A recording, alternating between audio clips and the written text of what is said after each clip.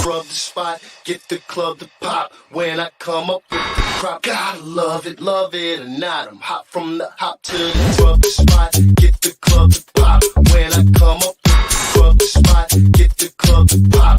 When I come up with the scrub the spot, get the club to pop. When I come up with the scrub the spot, get the club to pop. When I come up with everybody, we do it. Everybody, we do it.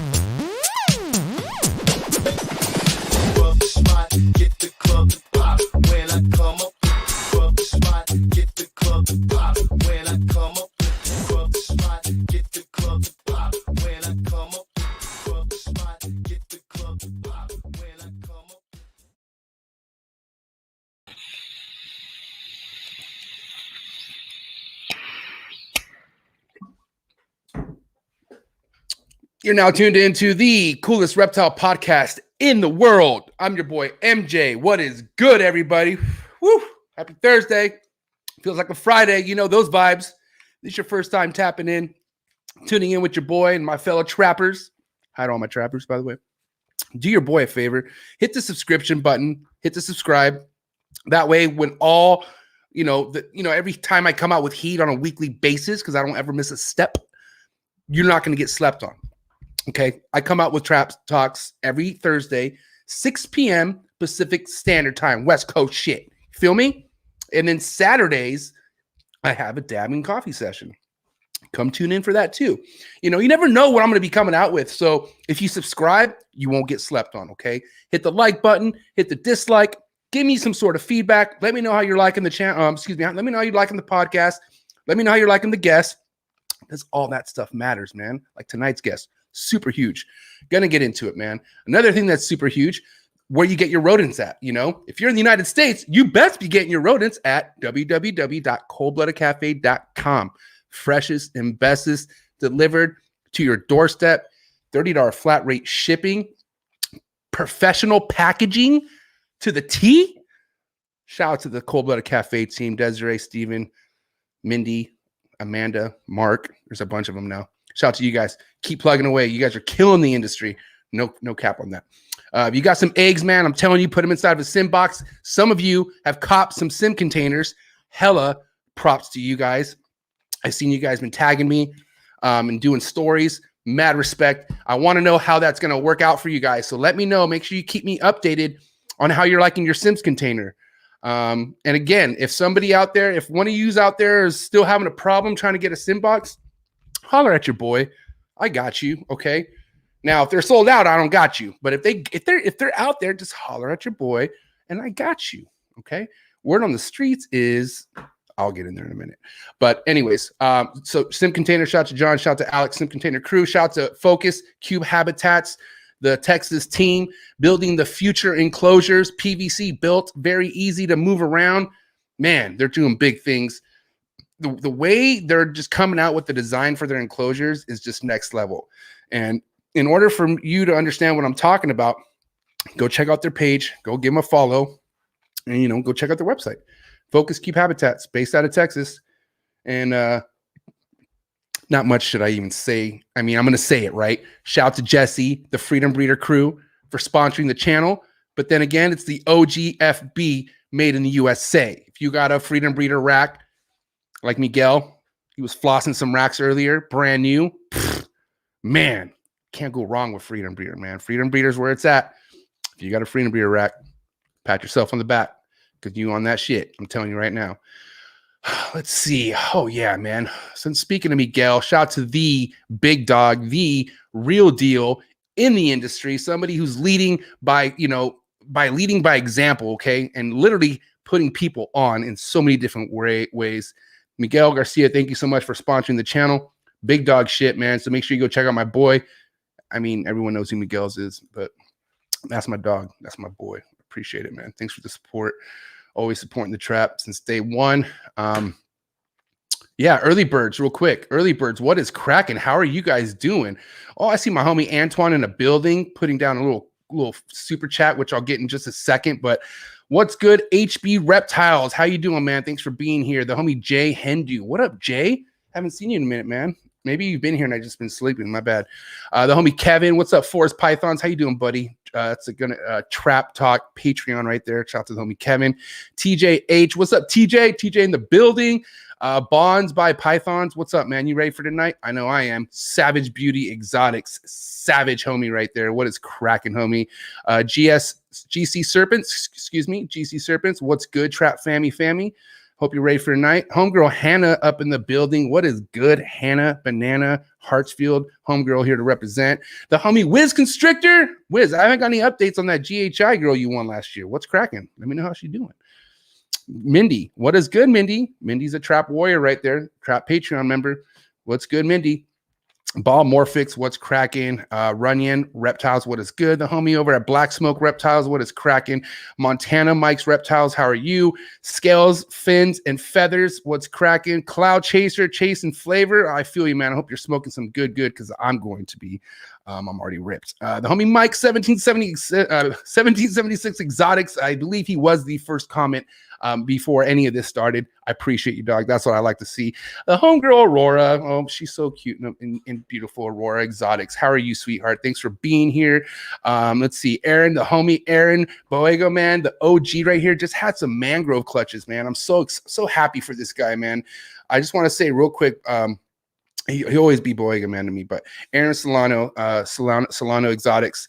This guy has been passionate, die hard, sticking to his roots with the mangroves, man. He's been through some shit. I remember, I think it was last year, he had some trial and errors. And then this year, he's fucking killing it right now, man. He's an inspiration. You should go follow him. He is the future of these dendros right now, man. The Boyega man, he's the shit. You got to go follow him. I'm telling you, it's my boy. Shout out to you, Aaron.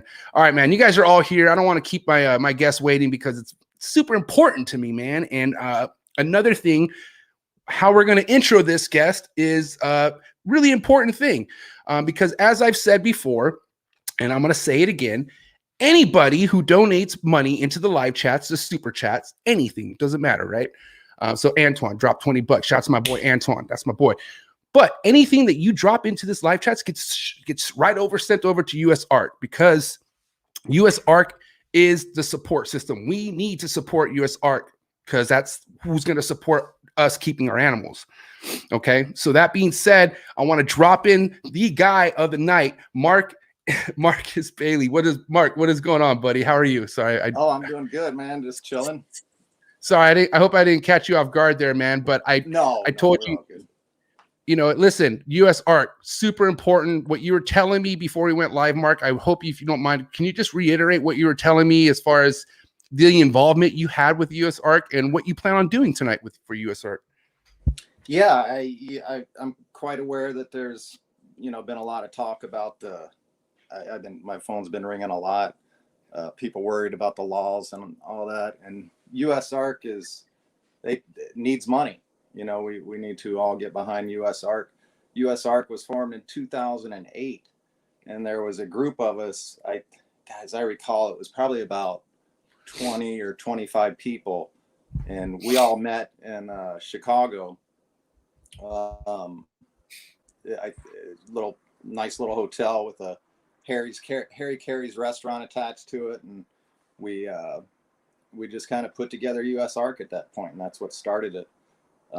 So to start tonight, I just thought what I would do with US Ark did not have the shows last year. So, they haven't been getting the donations, I think.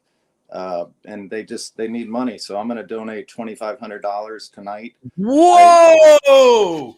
$2,500. There you go. Yeah. And that's just a drop in the bucket. All right. What US Ark really needs. These legal fees, lawyers cost a ton of money. So when it goes to needing that stuff, they need money. So let's step up and give US Ark some money, support them, and let them do their job. That is epic. What a way to start this podcast off, Marc. You know, because I'll tell you right now, that was super surprising to me, was like you being a part of that originally, you know, the whole beginning of US Arc. I never knew that, man. I knew you coming on here was going to be like groundbreaking as far as information I'm going to find out. But that right there was, what a good start. That's huge, man. And thank you. You know, Yeah, just I'm glad to do it. I love the industry. I love everybody in it. And I'm like probably the most grateful person in the industry. So man, a little bit of giving back never hurts. I sent you, just I sent you a screenshot of that on your phone. Let's see. Hold on. Just to prove that I did do that, Let's see, Marc. Let's see. Because I don't know, Marc. You are kind of shady sometimes. So let's see. All above water these days, man.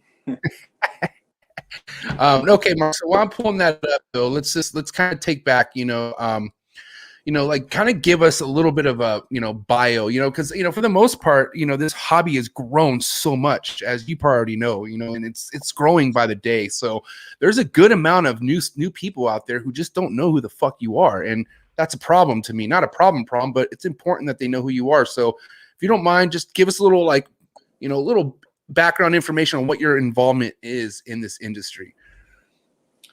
Well, I've always been into reptiles ever since I was knee high to a duck. I grew up in Baton Rouge, Louisiana.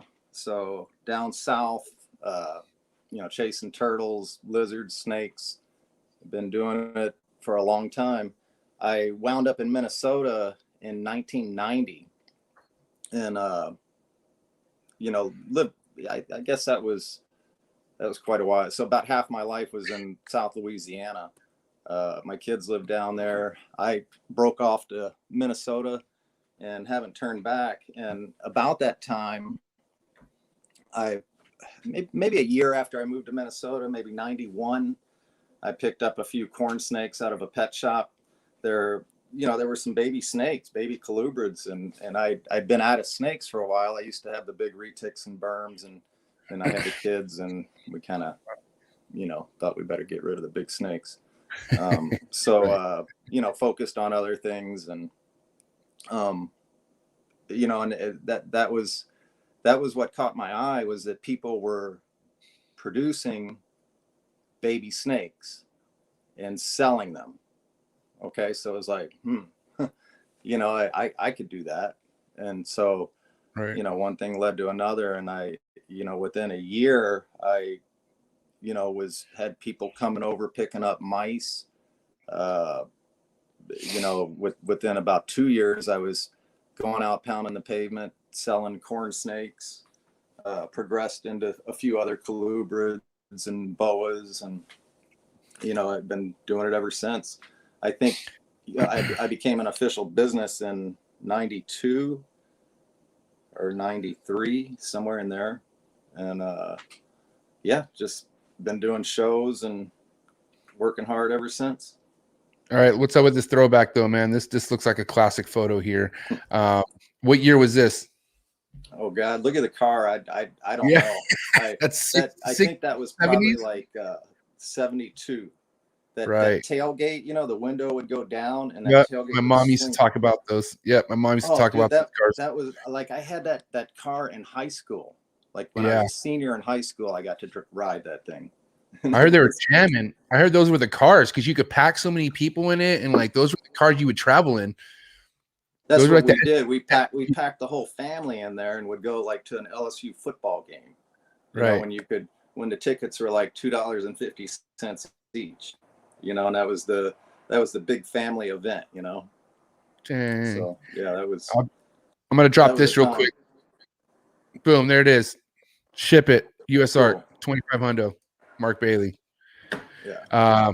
Good shit. All right. So now I remember, because if real quick, guys, I mean, I've listened a handful of times to our episode at Unfiltered. So, I want to do my best not to, do a repeat, but at the end of the day, there are some things I kind of want to touch more up on. And the whole beginning stages of you selling your mice, right? Because that was like the first income you were getting was from the mice, right? Well, okay, so yes, essentially, yeah, because I started raising mice to feed my stuff, and I had more mice than I needed, before I made any snakes. So Okay. it did kind of start that way. The buddy of mine chiming in, Reptile Frenzy, Marc Pope. But yeah, I started selling mice about the same, just a little bit before I started selling the corn snakes, and they both kind of grew together.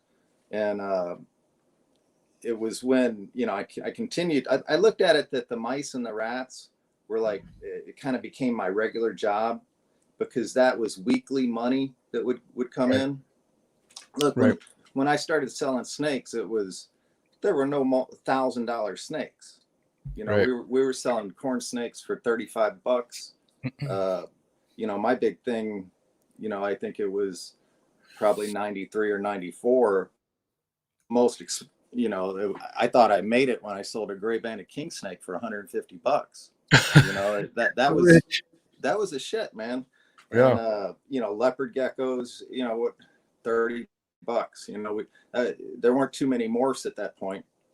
And that stuff moved in.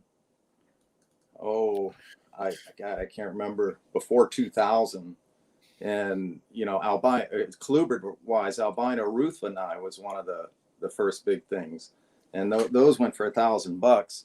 But I was still looking at the mice and the rats, because I could do a large number of those, and pinky mice at 30 cents a piece. It was comparable money, consistent money.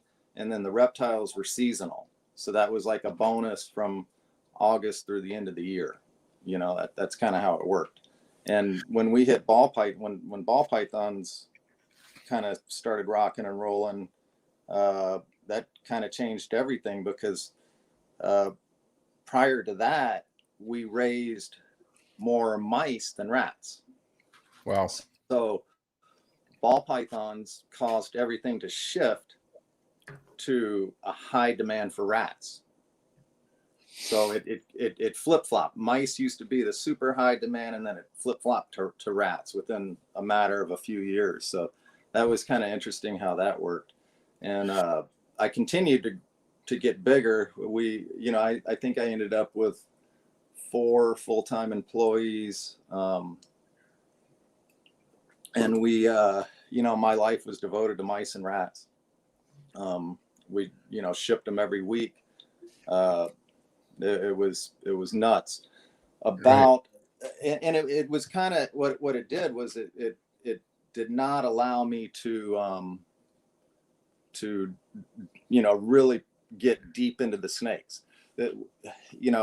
Before we got into all the mutations, we were breeding for, I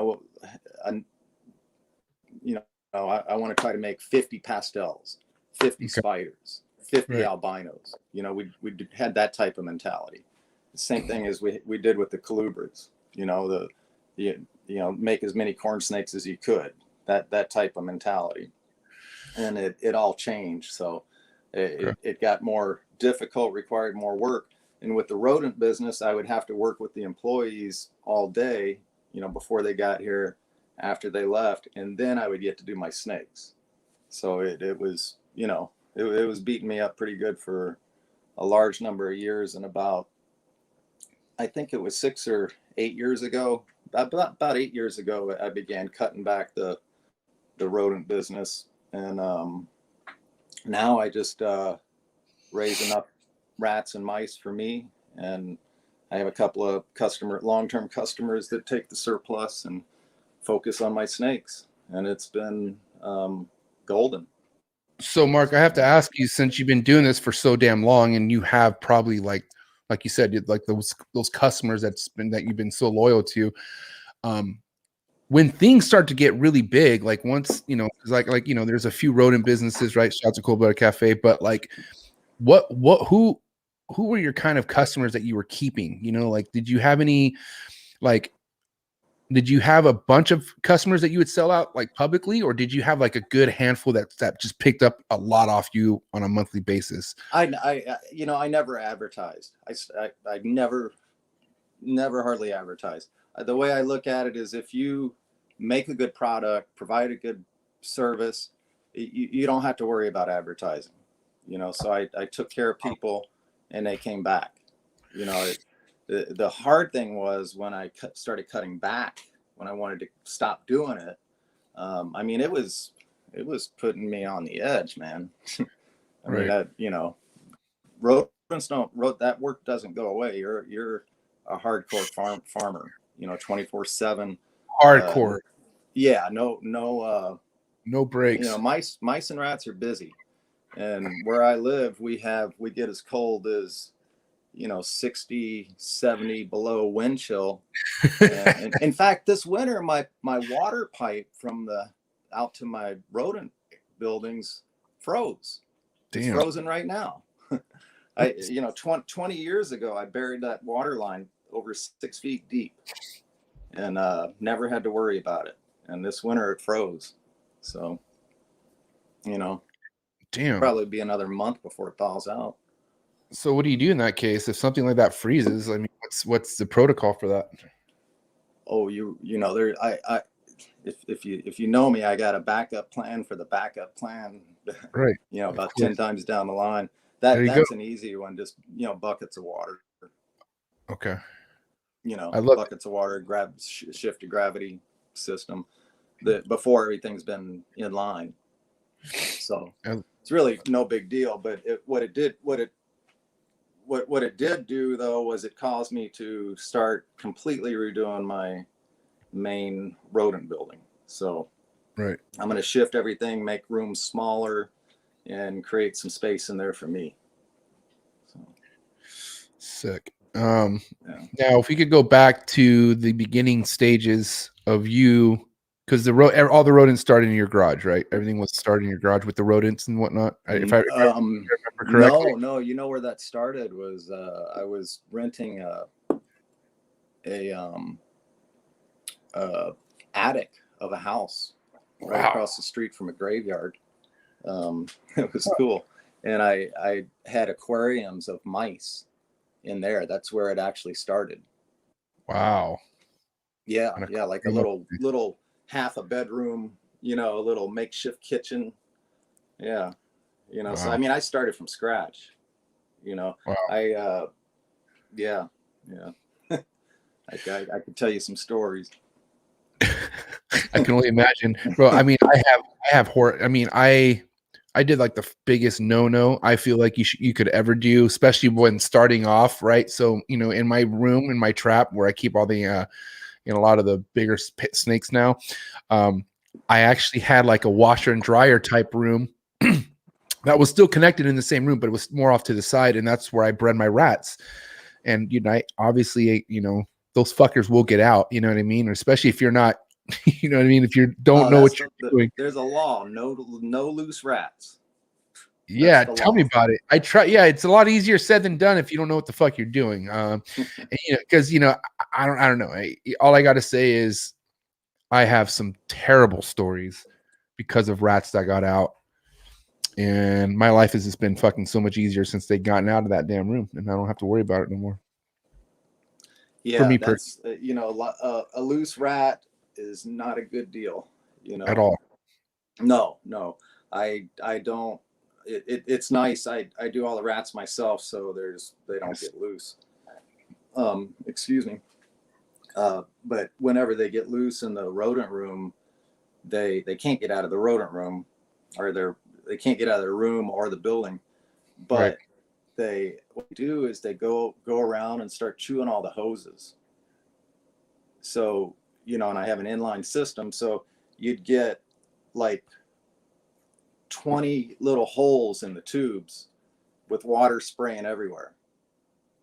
You know, so there's no loose rats. Yeah. I mean that has to be the number one like non-negotiable rule when breeding rodents. No loose rats. There's no excuse for a loose rat. Right. Now let me ask you this though, Mark, because dude, rats could chew through anything. They can, right? So what are you doing to ensure that there's not one fucking rat ever getting out? Like what is I it? don't have anything. Nothing chews. You know, I used to Nut- use the concrete tubs. Like uh-huh. I had hundreds of these great big concrete tubs. Black ones, yeah. Yep, and I think a lot of people still make them with that. Yeah. And they try to make a sliding system. Okay, That's you know what I what I'm used. talking. Yeah, that's what I used. That's what I had. See, so that's real common. And what people do is they make that system with the hardware cloth on top that's flat, right? And so the drawer can go in and out. What I did was I made lids, okay? And you know how the sides of those tubs are slightly rounded, Right. so I would put the lid on it with the hardware cloth, and I would kind of pound that hardware cloth down to wrap around that side, because that way you don't give that rat an edge. All they need is an edge, and then they can start chewing.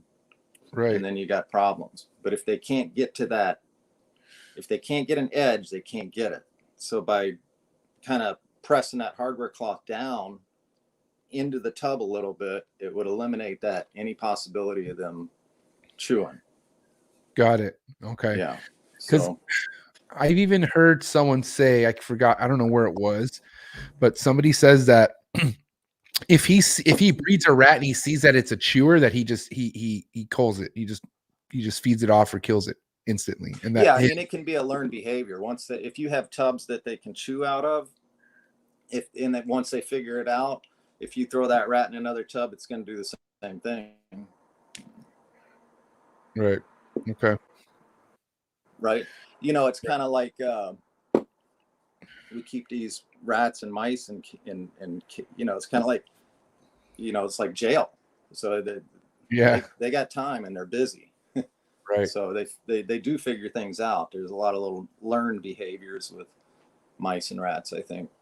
They're smart, bro. They're really smart. They can be. Once you you know, any one of mine you can go in there and pick up, but if you freak them out, you know, that it's you know, so you know, I talk to them, you know, whistle, whatever. Yeah, right. You know, I love the rats. They're cool. And that's another thing too, Mark, is I was really getting connected with the damn rats I was breeding. I don't even want to go there, man. Dude, it sucked. I was like, God damn it, dude. Like, you know, and then I started keeping like really cool ones and stuff like that. And I was like, you can't do that, man. Yeah, it was becoming like a whole other hobby. And then like, yeah, man, it was just I didn't want to think about it. Like that's a constant battle for me. You know, like I got my way of dealing with it, you know. Yeah, you gotta have your way. I feed live, you know, pretty much, and right, you know. Right. Okay. So, I mean, it's pretty well known that, you know, you've been established with the rodent business for a while. You know, yeah, you're backing out a little bit, but you're still going to keep a handful of those customers who pick up the, you know, the bigger portion of what you're producing. Right. Mm-hmm. Yeah. Now, as far as like the ball python business side of it, right? Because I mean, well, it was corn snakes in the beginning, right? So corn snakes was the business first, right? Colubrids, boas. I did a lot of Brazilian rainbow boas, a lot of Hog Island boas. Wow. You know, a decent variety. You know, I can't remember how many species, but quite a few. Honduran milk snakes those are sick. Probably the colubrid that I was biggest into. Yeah. Okay. Dang. All right. So, you know, in what year was it when you started focusing on the ball pythons? Like, you know, when was this happening? Oh, you know, I dug up some, like, I've got, see this? These are documents. Wow, look at that. That's my first year of, not my first, but I couldn't find I've got years before that of ball python clutches, but right. 06 was like 45 clutches, and I think that was my first. I think that there were a few years before that were like maybe 30 and 20. You know, so it started out probably 02, I think. 03. I I couldn't find those. They're around here somewhere. Okay. But that's what I do each year. Is it's old school, man. We didn't have, when I started doing this, we didn't have computers, and it's just easier for me to look at it, have everything in hand. So that's actually still the way I do it. It's still easier for some people to do that. Like, I feel like there's times where I much rather have things written down than on my phone or on my computer for whatever reason. I just feel like I look at it more. Like, it's something I look at more on paper. You know what I mean? Yeah. I don't know. Yeah, because like this yellow pad here, this sounds crazy, but this is all my clutches from 2013. So I spend time, and it's just, I pinpointed. I don't have to go find a computer and figure all that out. It works for me, so I just keep doing it that way. So colubrids, boas, you had your milk snakes. What made you want to do ball pythons? Money. One day I kind of came to I didn't like ball pythons because I could never figure those things out. They don't eat, they just sit there. Was not a ball python person. I was into the boas and the milk snakes more. And I can't remember what year it was. I saw some pastel ball pythons, and it's like, oh, all right, you got something there. Then I think it was like a year later down in, it was, Daytona used to be the big trade show. And before Daytona, it was at Orlando. But I think it was the first year that it shifted over to Daytona. Kevin McCurley had a couple of bumblebees he had made, a pastel and spider together. And that kind of thing. I mean, he had these things on a little pedestal in Daytona that would like spin around. It was, quite the little display, but that really sparked my interest. And then he put a price tag on those of like $65,000. And, that's kind of when I started, I like to breed snakes. Why don't I breed something that I can make more money at, Right. So that's why I did it. I'm still breeding snakes. And, today I appreciate the hell out of it because they're easy. I'm not wrestling around a bunch of big boas or pythons. They're pretty, they're relatively easy to breed, problem free if they're easy, So Yeah. that's, and the art side of it is just crazy. I live in my incubator in the summer. It's like I can't wait for this shit to hatch out. It's fun. It is fun. Yeah. My breeding season is pretty much winding down now. Normally this time of the year I'm getting ready for Tinley Park. That was a year ago. We packed up and went to Tinley Park. I think about 150 snakes. Get to Tinley Park, go sit in a bar, visit. The governor comes on and cancels, no more than 50 people can get together, so we had to turn around and drive back. Yep. But, hopefully October. Hopefully, shit, man. I mean, I hope, I honestly really hope, Mark, because I'll tell you what, that was last year. Was like, I had some stuff happen in my life and I was like, I'm going to have fucking opportunity to travel. Like January, February, I was like, and this is when Forrest was still alive. And I was talking to him. I'm like, dude, I'm going to go to Tinley. I'm going to go to all these things. And I started planning it and he passes away. And then I'm like, fuck, I'm still going to go to Tinley. And then literally on the flight to Tinley, when I land, I remember I passed out. Like I hadn't been sleeping that good. And I actually fucking finally fell asleep on the plane. I wake up and I have all these text messages. People asking me, hey, are you still going? Are you still going? I'm like, what are they talking about? And that's the fucking when they closed down Tinley because of the COVID. So I found out literally that Thursday night when I flew in that there was going to be no Tinley. That was going to be my first big show outside of California. I've been to a lot of California shows, I was bummed. Yeah. So that being said, I just really want to do Tinley, man. Tinley's that show. I mean, I ended up going to Arlington and a couple other cool shows last year, but not Tinley, man. Tinley's just, that's a huge bucket. Nothing's like Tinley.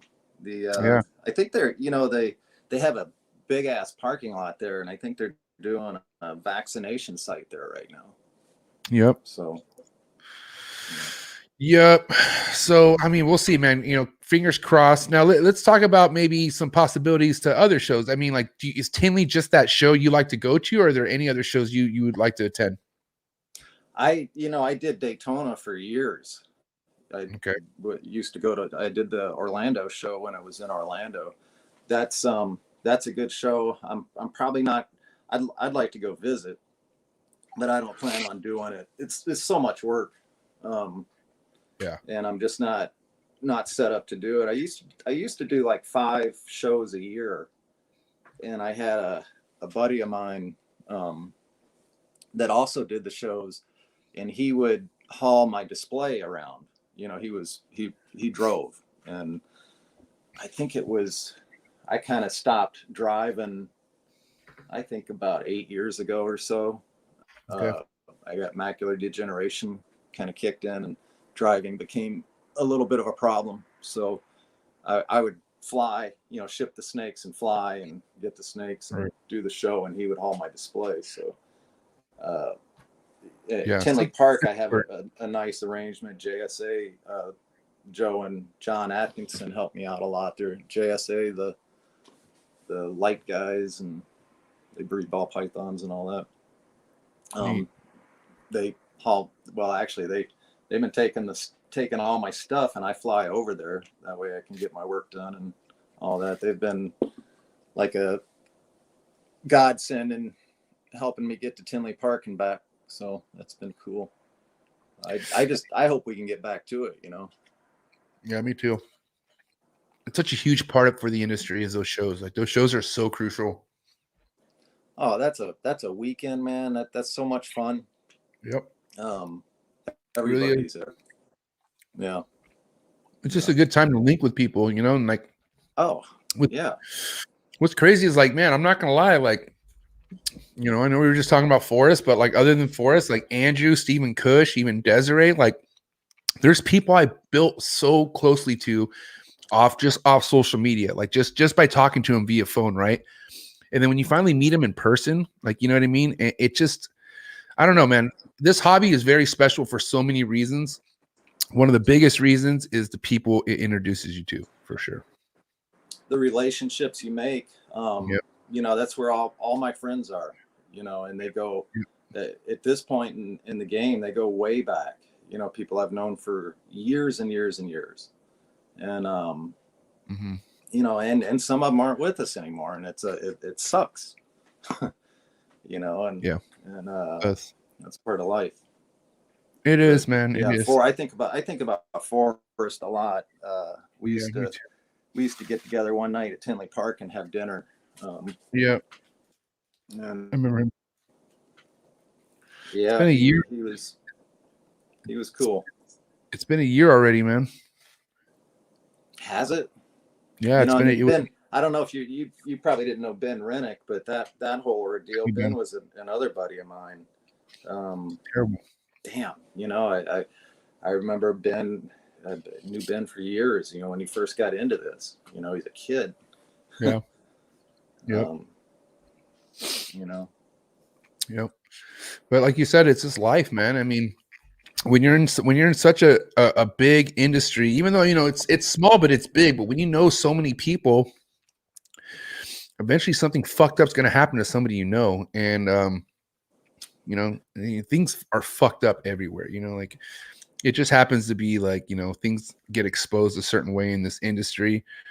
Like the way we lost Ben Rennick was just goddamn a horror movie. Like, that's terrible. Couldn't believe it.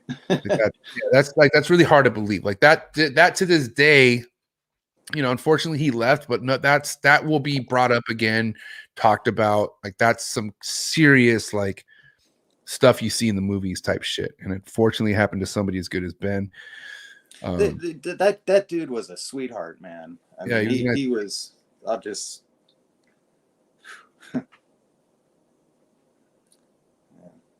Yeah.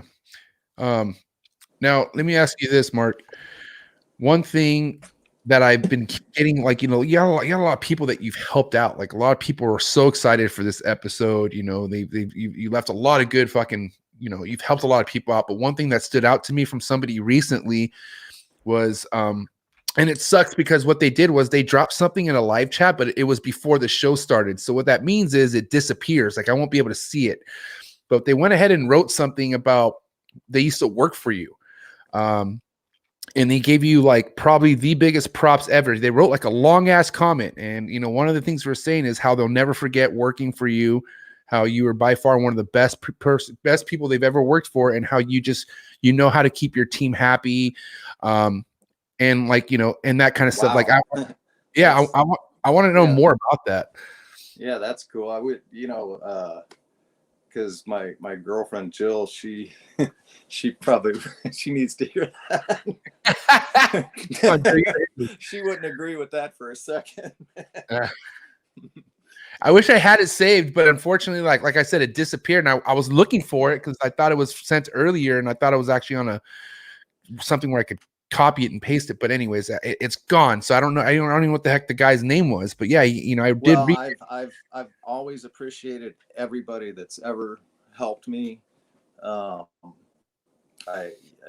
always paid people well. I'm very difficult to work for. I probably got that. What do they call it? OCD, ADD, OCD, whatever. But all the above. I'm like a drill sergeant. But I'm also very fair and helpful. I'll do anything, for you, whatever. If you're loyal to me, I'm loyal to you. So yeah, I've been that's been hard, the over the years with all the employees and, the relationships there, and, people come and go. And right. I was very fortunate to have a solid crew. One of the guys, Jack, I just spoke to him the other day. He was with me for, I think, at least 15 years. Wow. Corey, who grew up across the street from me, he was with me for not, close to that. And Lori's helped me on and off for forever, probably 20 plus years. So, wow. Those three were the main ones. And I've been grateful to them, and all the customers and relationships that I've made over the years, and just quite grateful. I feel lucky for everything I have. I worked Marc, hard, but it's all good. With from your experience, when do you think, or what would you say to somebody who should actually look around and say, all right, I should actually look for some help. I should get some help. Like, when do you think that bridge comes to where you should cross it? That depends on the person, I think. That's a good question. I've never really thought about that, I don't think. But like, I've got some friends that like a wildlife rehabber friend of mine. She has employees, but they're all interns. Okay, so they're all people that are interested in wildlife rehab. And she's for years told me, why don't you go to the university and you can get free help that way. That's not my style. Sorry. Yeah, good. But there's that way. There's the neighborhood kid or whatever that's got interest. But when you hit a point where you just can't do it yourself anymore, you need to bring somebody on or whatever, you're kind of bringing that person into your life. You're taking that responsibility, full-time employment. You got to make sure they can, they got a living wage. They're gonna, be able to come to work. Right. It's just the way it is. So so that's a good question. You got to have the money. my business has been above water since the early 90s. So, you got to, technically, you got to pay workman's comp, all that. You got to do their pay their taxes, payroll taxes. It's all part of it, So depending on what you want to do, it just, that's a tough question to answer. Yeah, just because my biggest thing, like I want so much out of what I do with these animals, right? But I don't want to ever have to hire somebody for help because I'm a very difficult person too. Like I am super difficult to work for because I'm very like particular. Like I want, I put a lot of time and hard work into what I do, and last thing I want is that a step that I do not to be taken, right? So I just, it stresses me out to think of me having someone work for me. But at the end of the day, sometimes that helps you do more with what you want to do by having somebody come and lighten the load a little bit. But I think I don't mean to interrupt you. It can, but it can also, I felt like it almost created more work for me, because when they were here, when all my employees were here, they were here for the rodents. And, when they were here, I was with them with the rodents and setting a pace for them and training them. I'd have to retrain them every day, make sure they're doing this right, that right. And it just consumed my day, and I didn't get to my snake until, evening at best. So that was tough. Right. Yeah. Now it's just me.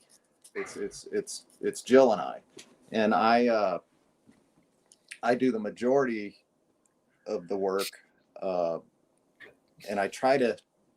And Jill's good. I try to teach her to do this, that, but I have to do it. She can't breed the snake. She doesn't know all the mutations, what projects I have going, what direction I'm going. She doesn't know the mark, so it just doesn't really work. There's certain things you can have an employee do and certain things you can't. So that's another part of it.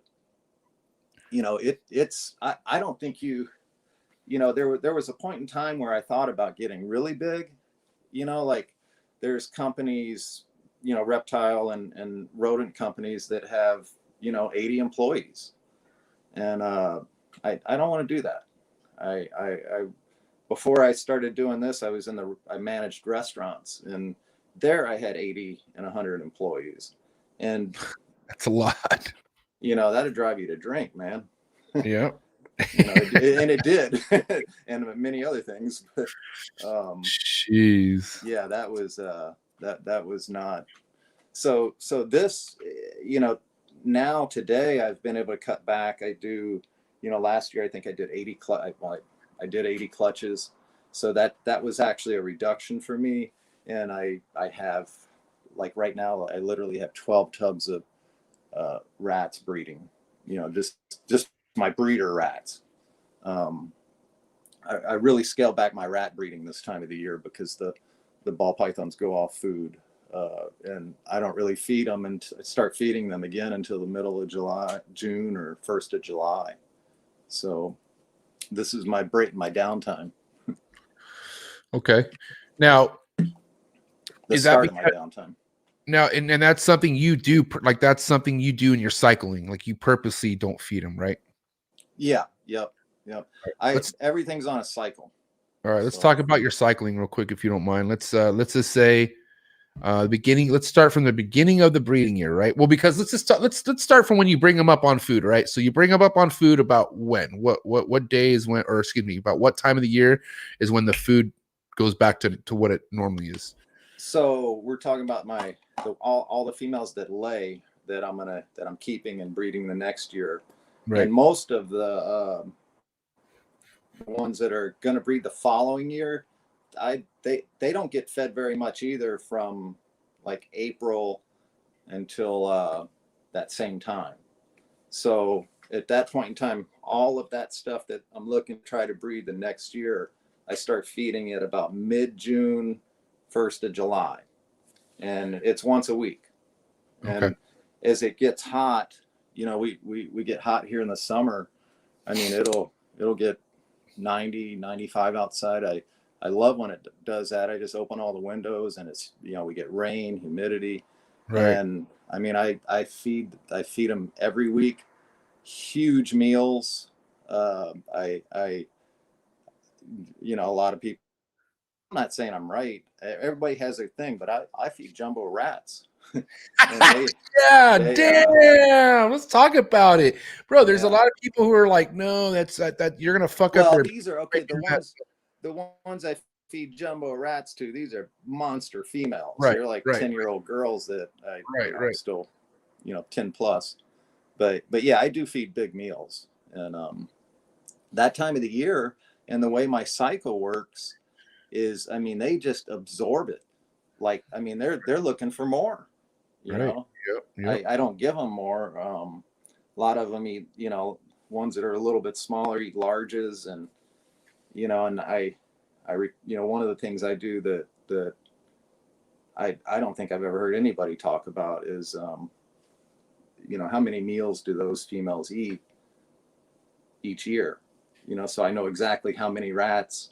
If this female eats this many rats, she's going to lay. If not, she's not going to lay. You know, so good idea to record all your meals, and you'll start noticing trends. And you know, there's patterns. So I do a lot of it that way. I have a real tight window of breeding. I usually start about the 1st of November, and I'm done by Tinley Park by the middle of March. Damn. And then, because of, you know, what I've been able to do with that is keep a tight window of hatching too. Like last year was the tightest window of breeding and the tightest window of laying. This past season, I did start breeding a little bit early because, you know, everybody's on lockdown and, you know, a little antsy to get started, and no Tinley Park. Yeah. So I actually started breeding a little bit earlier this year, and you know, I'm winding down now. I probably used my males a little bit more this year than I have in the past, and yeah, just kind of kept busy because there was nothing else to do. Right. Now, with that being said, you said April through June, first week of July is when you're not offering any food, right? Right. Yep. Now, here's what I went through last year. I was Because, kind of, you know, you know why I do that? Because for years I would go through and offer everything food, and one would eat. So it's like, over time, fuck that, man. Why even offer them? yeah, Why just even cutting off raise the rats? right. You know, so I bring my rat production down to nothing right now, and like probably by the end of the month I'll start holding stuff back for that middle of July, June, 1st of July feeding. You know. Let me I kind of want to walk you through what, you know, a little bit of a curve I went through last year with my breeding, my ball pythons breeding. Now, I had a good handful, not a good handful, I would say, like, I had like 4 females that bred for me in 2019, gave me bomb. Oh, looks like MJ took off, so he's talking about he bred some females last year, or I got kicked out last year. And I don't know what the hell that just happened. You there? Yeah. Okay, I was trying to. Where did you hear me say? What was the last thing you heard me say? You tried to breed 4 females, or you bred 4 females last year, 2019, that laid.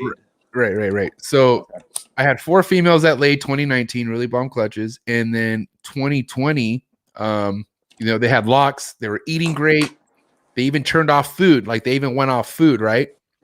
but nothing happened. Like nothing happened. Like, you know, I'm talking about like, you know, months went on, nothing, no ovulation, nothing happened. And then around July, they started eating again. They just started eating again. And I'm like, fuck, you know, go figure, you know. But at what point right then and there, since they didn't lay for you that year, what point should you like, for one thing, what do you think it was that why they didn't lay? What do you have anything off the top of your mind that would Were these adults that you got? Yeah, this is their second year breeding. So their 2019 was their first year, and then 2020 was their second year. Were they ones you raised up? Yes. How old are they? 3? Going like 4. In 2019? No, 2019 there are 3. And that's when you tried to breed them and they didn't go. No, they went in 2019. Okay. The next year they wouldn't go. Next year, 2020 is when nothing happened. They went, you know, they got locked, went off food, and then just nothing happened. They might not have got enough food prior to their breeding. Or another thing is if they bred and they swelled up, I don't know if you remember that. They kind of look like they were getting bigger. Right. They don't ovulate, but they'll resorb those. They grow follicles, but sometimes they'll resorb them. Okay. Like I'm at a point right now where, I mean, it's looking like, you know, and it's funny because I talk to other people, but you know, it looks like all my females are going to go right now. You know, they're like all swelled up, but you know, some of them are going to resorb. Okay. So it's like, it's just a number game. Yeah. And what, you know, one of the reasons why I stopped breeding so early is because I think, you know, that's going to happen. I don't know why they do it. I spend a lot of time trying to figure that out.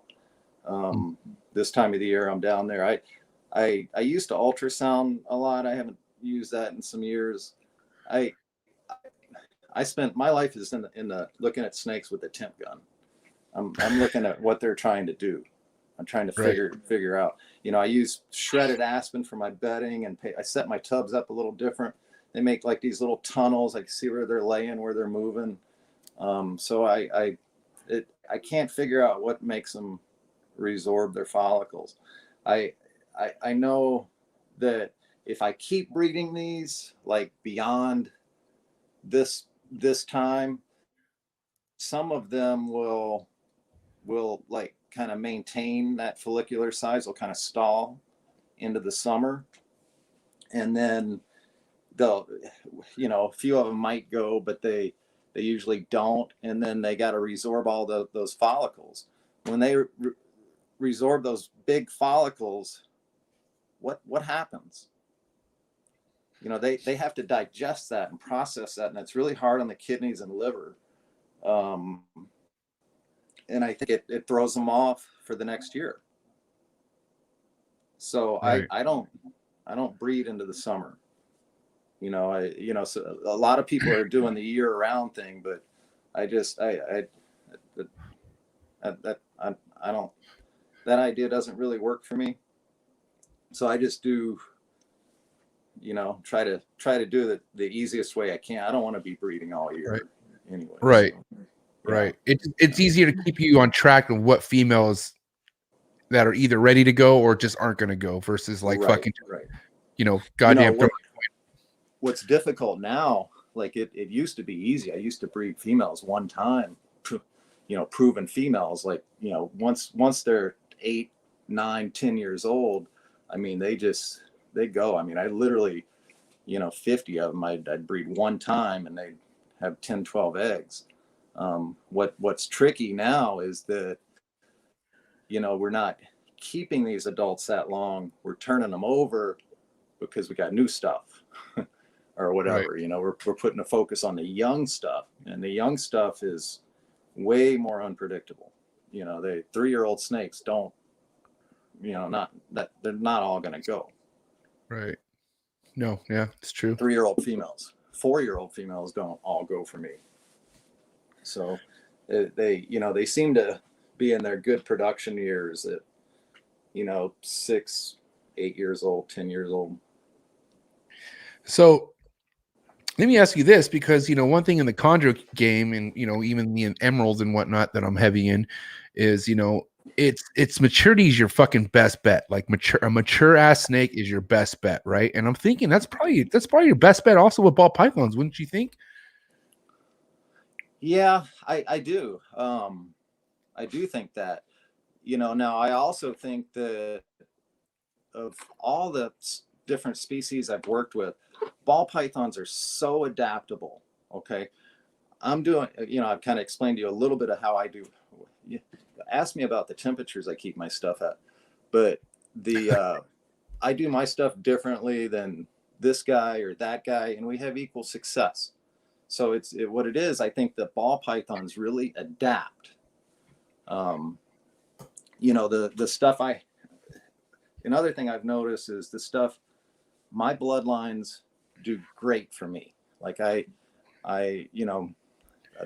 started all my own stuff, so I had that base style. I know how my bloodlines work. They're in my cycle. They have been for generations.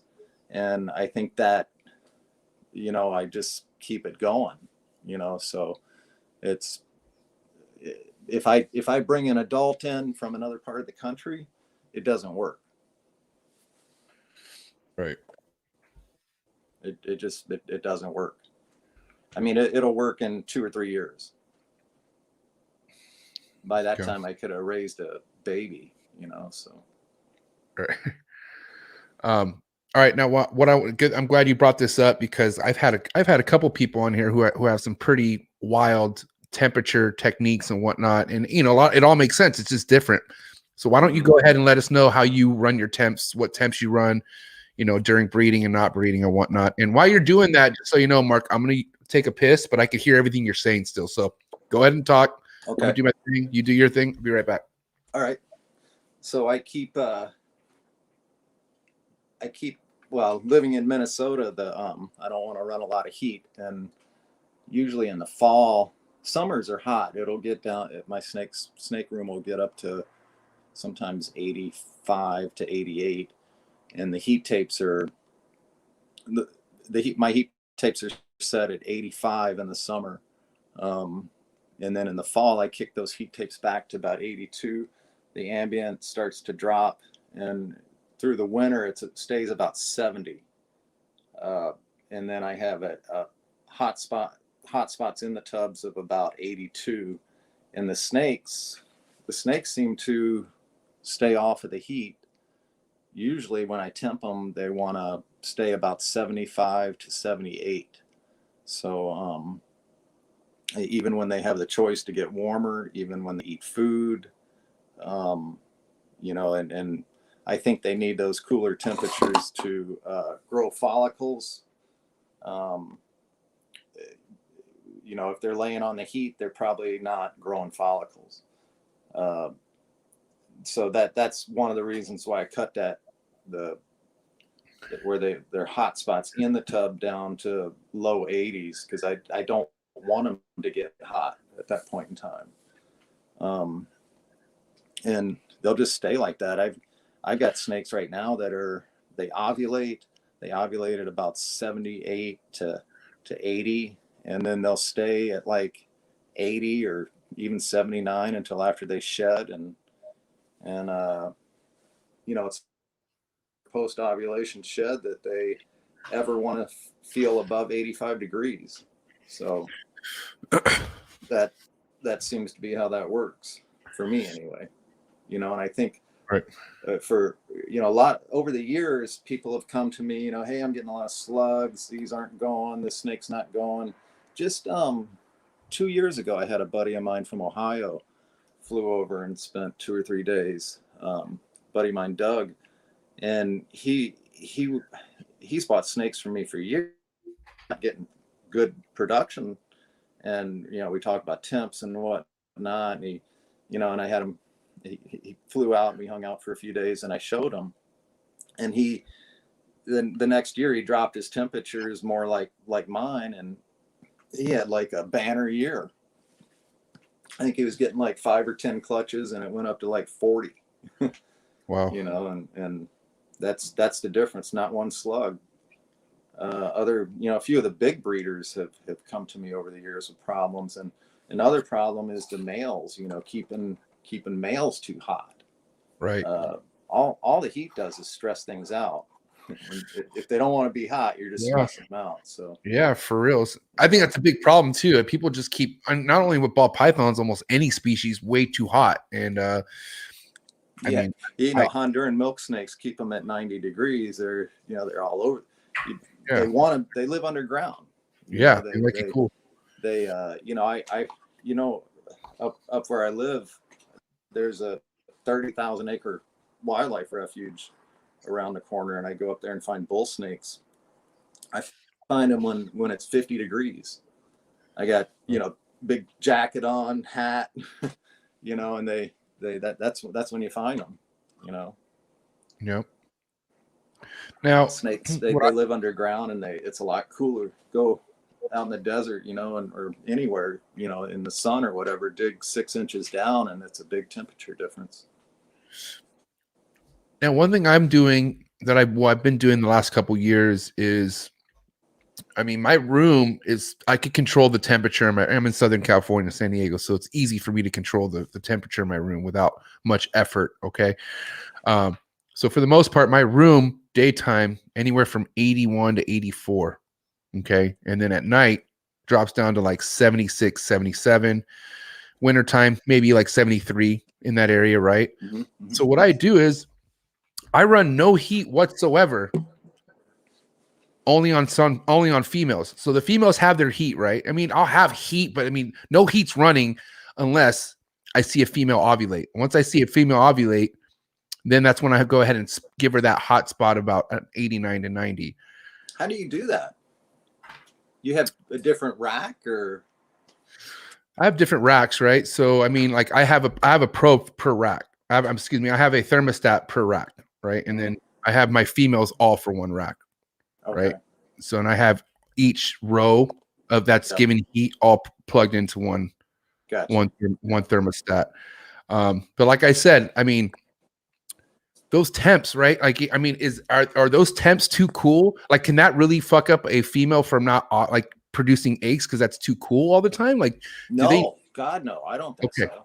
Because they still have access to a little bit of heat in that daytime. So like if they can get a little bit of heat during the day, that kind of carries into the night, or whatever, but it seems like, I always feel like as long as they can get warm at one point during the day, you could, like I used to do my carpet pythons, and rainbow bow is like, I used to freeze those things, right? But I'd give them a little bit of heat during the day, right?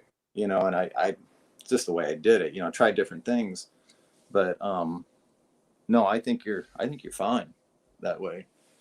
Right. Okay. Like you're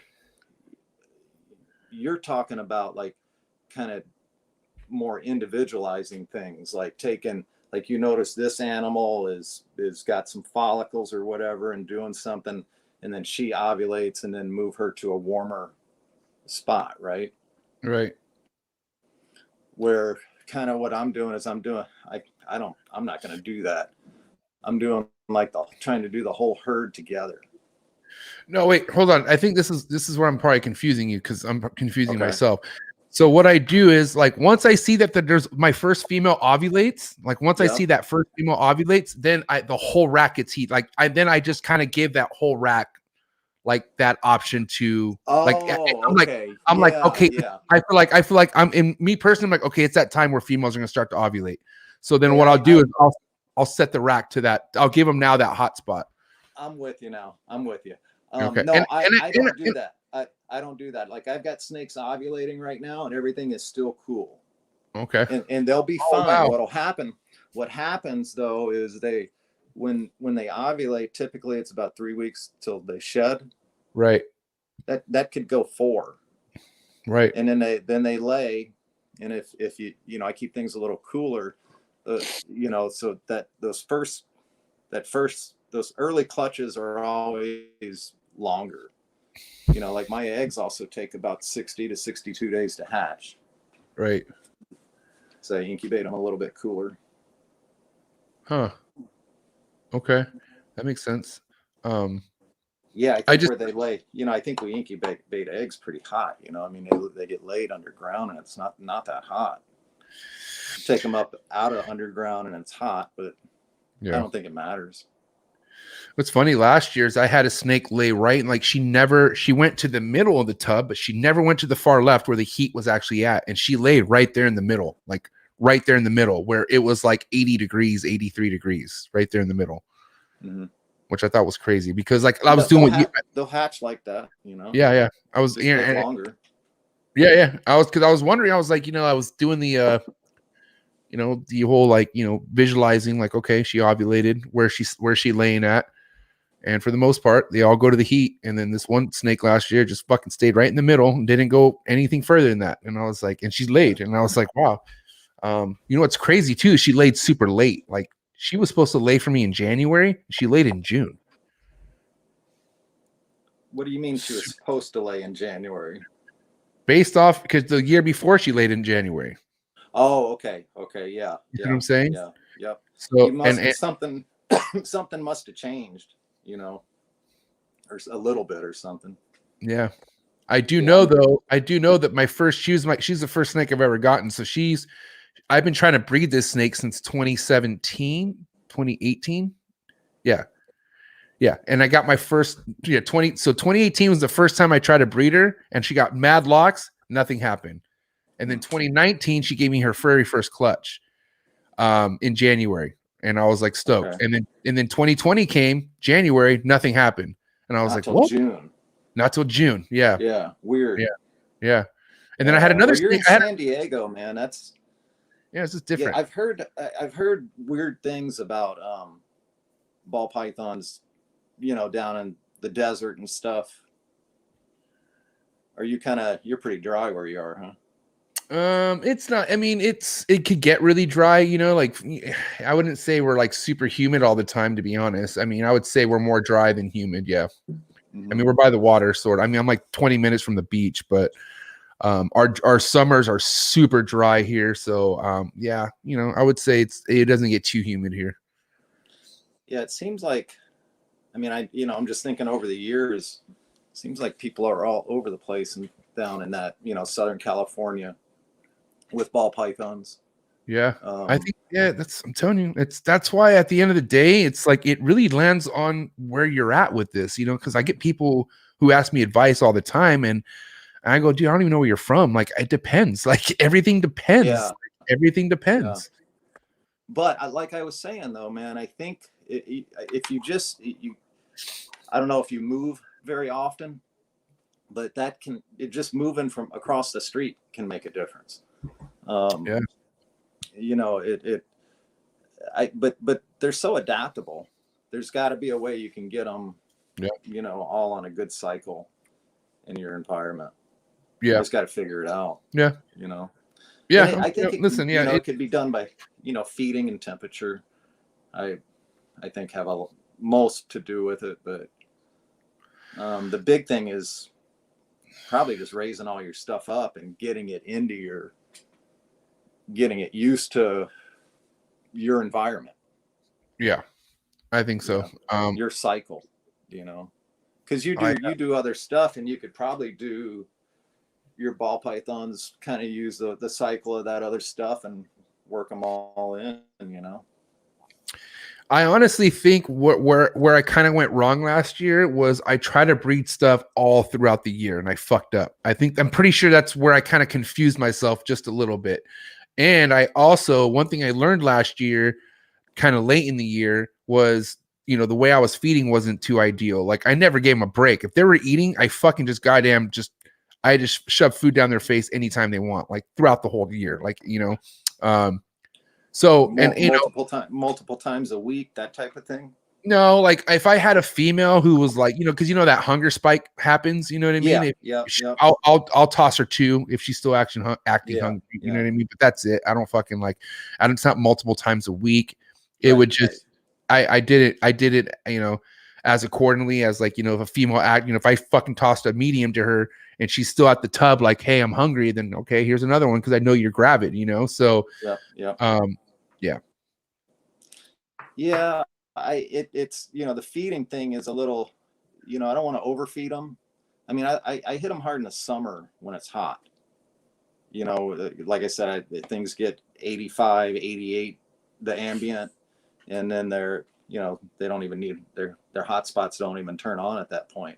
But I think that's when they're really, putting on weight and, all that.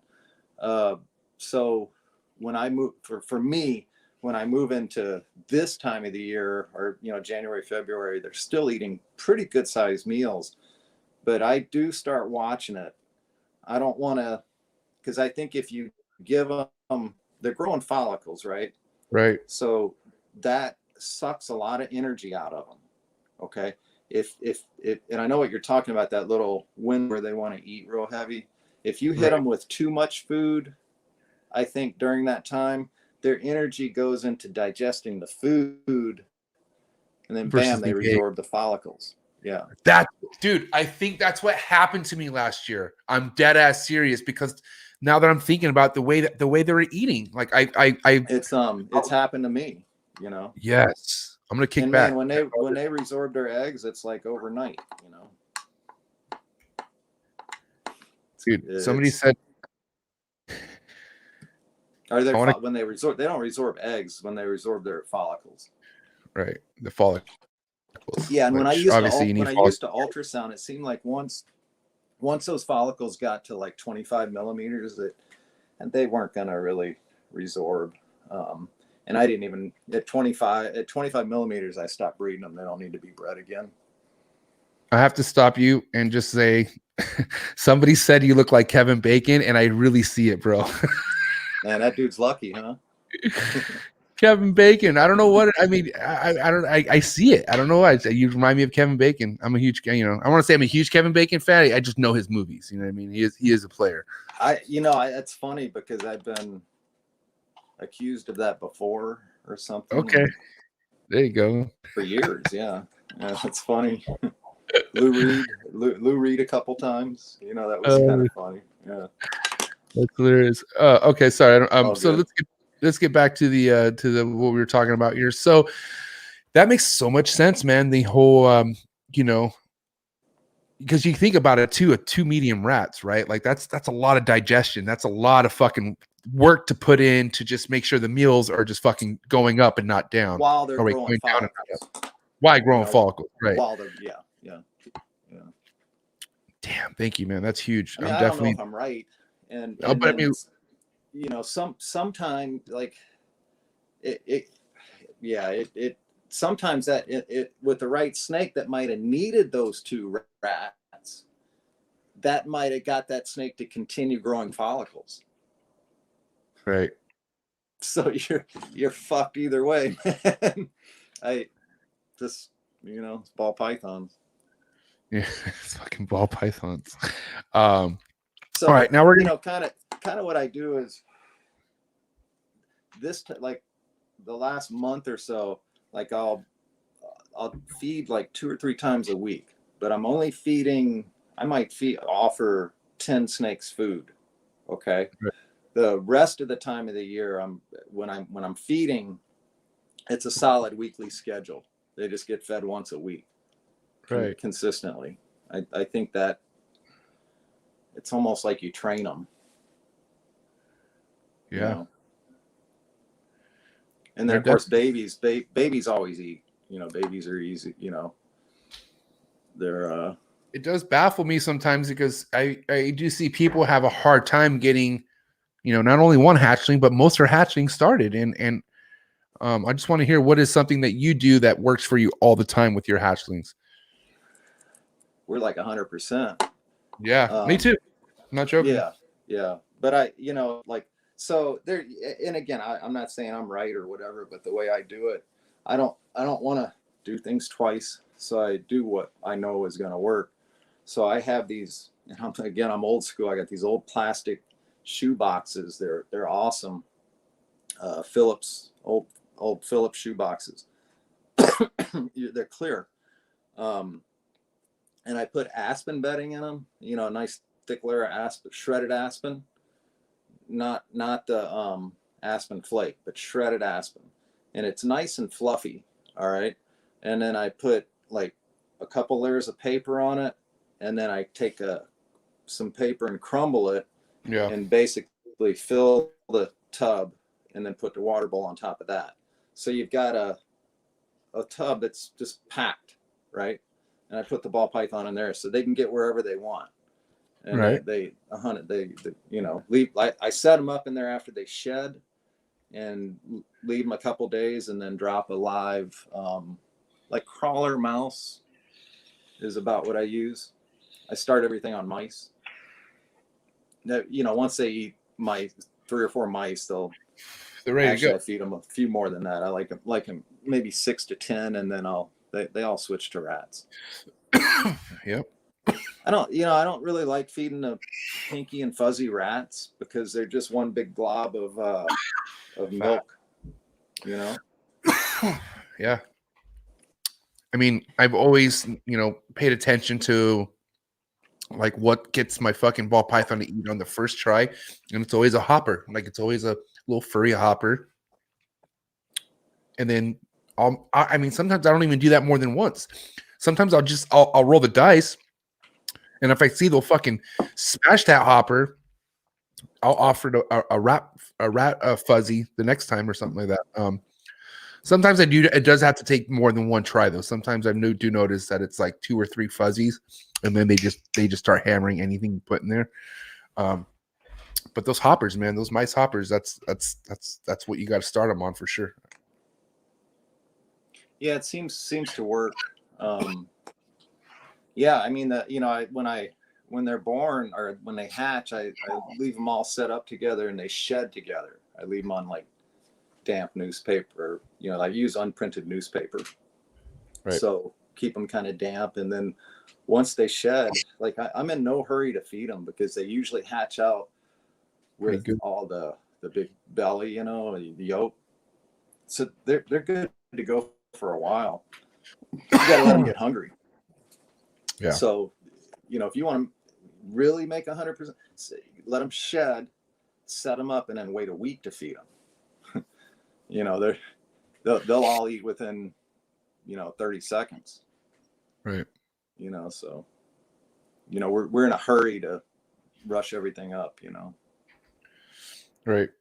Especially because there's a lot of places like, I mean, if I know one thing that started really well for me in the beginning was even though it was illegal for me to have, but was ASFs. Like I had some colonies of ASFs in the beginning. Mm-hmm. And boy, that was like fucking clockwork. That was like very easy, right? But then I got rid of producing rats. The ASF colony I ended up handing over to somebody, ended up just disappearing. So there goes my ASFs. Could no longer get ASFs. But I didn't have any problems when I was just sticking to mice, like at all, period.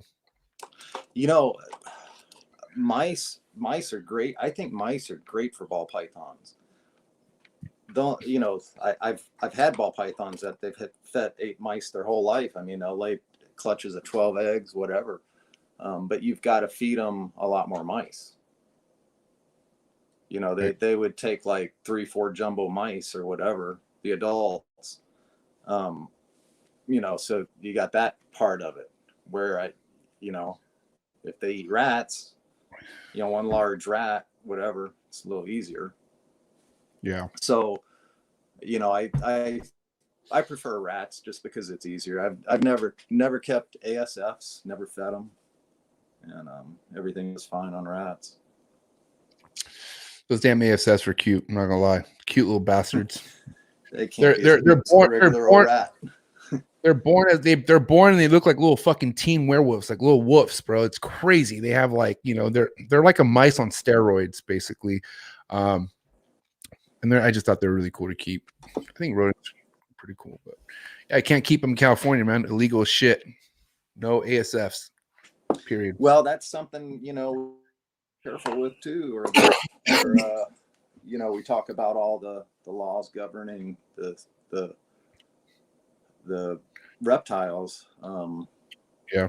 You know, for years I've had more concern, me personally, well, and some others. I know Bill Brandt and I are good friends. Bill's one of the many super great mentors that I've had over the years. But we have both felt like, you know, the rodents could be a big problem. Yeah. So you know, I mean, if you look at it, I don't know, have you been aware of what happened with all the mink? No. What's up with that? Well, the coronavirus transferred in the mink, I think, in Denmark, and they had to put Whoa. down millions of mink because it transferred in the mink and then mink back to humans, right? Wow. So they euthanized, and it just went rampantly through the mink once it got into them. Viruses, as we all know now, you know, everybody knows now, viruses change or whatever. But in Wisconsin, there were some mink farms that they also had to euthanize a lot of mink in. There's also been a number of, you know, zoo animals that have acquired COVID from humans, and then it'll go back to another human. Damn. So, you know, what if COVID got into rats? Yeah. Or mice? You know, Fuck. we'd have a bit of an issue. So it's you know, there's all kind of things that can happen. You know, we got to be careful with our rats. A lot of people raising rats, and, you know, and I say be careful. The big thing is stay away from trading rats. Yeah. Just don't trade rats. Wow. That's a thing, huh? I didn't even heard of Doesn't that. work good. Trading rats. Like I'm assuming you're talking like colony of rats, like, hey, you take over this colony type of thing. No. Don't say, hey, you know, I want to take 10 of your rats and mix them in with mine. Got it. Yeah, because a lot of times, you know, you'll do that anyway, and they you know, either one group won't work out, or one group will work out and the other ones will just get sick and die. Yeah, it's crazy. Yeah, especially with mice, but I'm seeing it happen more and more with rats. Just a lot of I you know, consult with a lot of people on with, you know, mouse and rat stuff, you know, for a long time. So I'm sure it's important stuff, man. I mean, it's good to have that. Definitely have that knowledge. You know, rats and mice are the most important thing we do. It's what we feed our snakes. Yep. You know, so yep. That's the way I look at it. That's the most important thing I do. If I don't have my rats, where am I going to get them? Nobody live rats. Yep. You know, and I mean, I run short a little bit every summer, so I feed frozen thawed out, but they'll do that in the dead of the summer, but not so well this time of the year, the stuff that needs them. Right. Now, Marc, you went ahead and sent me some of your bangers. Now, you don't have Instagram, right? You're not on Instagram. You know, I started to do that, and I didn't get back to it. So, no, okay. I don't. So, and, you don't. Okay. Yeah. Because you sent me some heat. You sent me some heat, and I want to go through it and kind of talk about it. You know, because the one thing we're going to start off here is, like, you know, spider gets a bad name. You know, the spider gene gets a bad name for itself for, you know, whatever reasons, but obviously it's worked into your projects like this right here, right? So I want to kind of talk about a couple of your, you know, projects that you have that involve spider, and I want to hear how it's going and all stuff like that. So kind of break down what's all at play in this snake right here. I guess we're rolling out a new spider gene. There's no spider in that. Oh, no, my bad. I thought there, no. Okay, but that's a pin. Okay, what's in here? My fault. All good, man. All good. That's pinstripe, spot nose.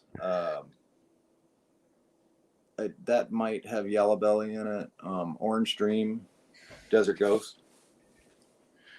Okay, so pinstripe is not related to spider whatsoever. I have that. No. That's my bad. That's a cool snake, man. That's a really bitchin' pinstripe. Thing looks big. Yeah, het clown. Okay, so that's either a het clown or a pos het clown. Fire. And then is this different Yeah, snip? that's yellow belly, and that's also spot nose pinstripe. Looks like OD. Yeah. Okay. And those just get better. Those were those were both 2020 hatchlings. So these two that we just showed right now are from last year. Yes. Yep. Okay. So and yeah, desert. I like the desert ghost stuff. The desert ghost clown.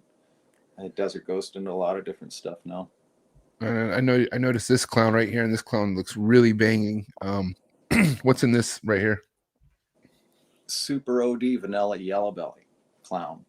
Damn, that thing is fire. And that's a 2020.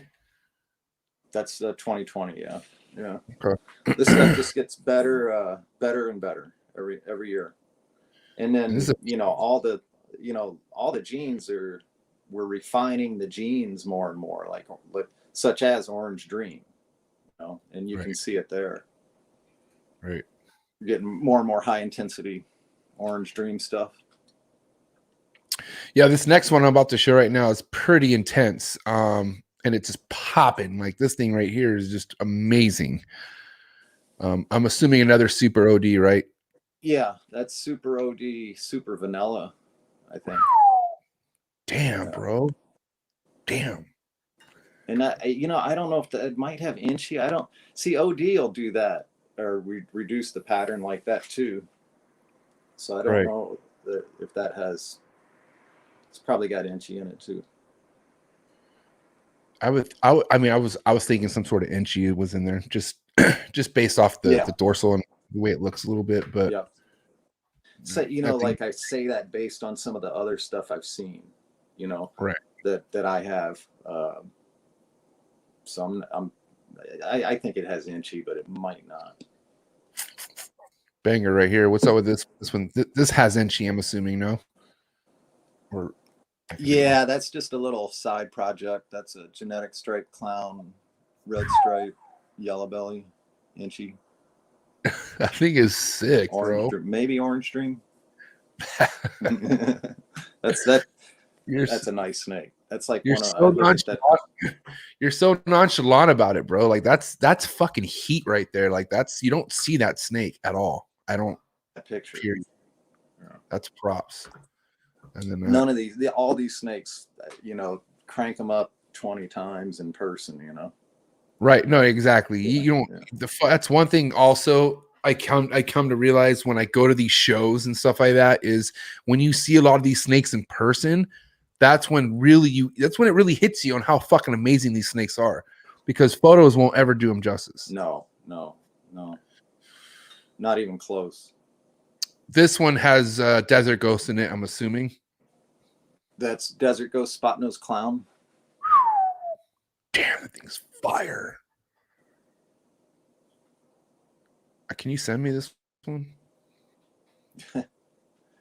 Yeah. Did I say that out loud? You ask about Instagram, and I don't like to share all these pictures, but and it's not that I try to hide. I don't try to hide anything. I don't need to hide anything. But what happens is, people they call me and try to talk me out of this shit. It's like, no, man. The nerve. Why would people want to do that? Like, why? Because listen here, real quick. I understand what you're talking about. Okay, tell me a little bit more about what you're trying to say right now. Okay. So they call you to talk you out of what?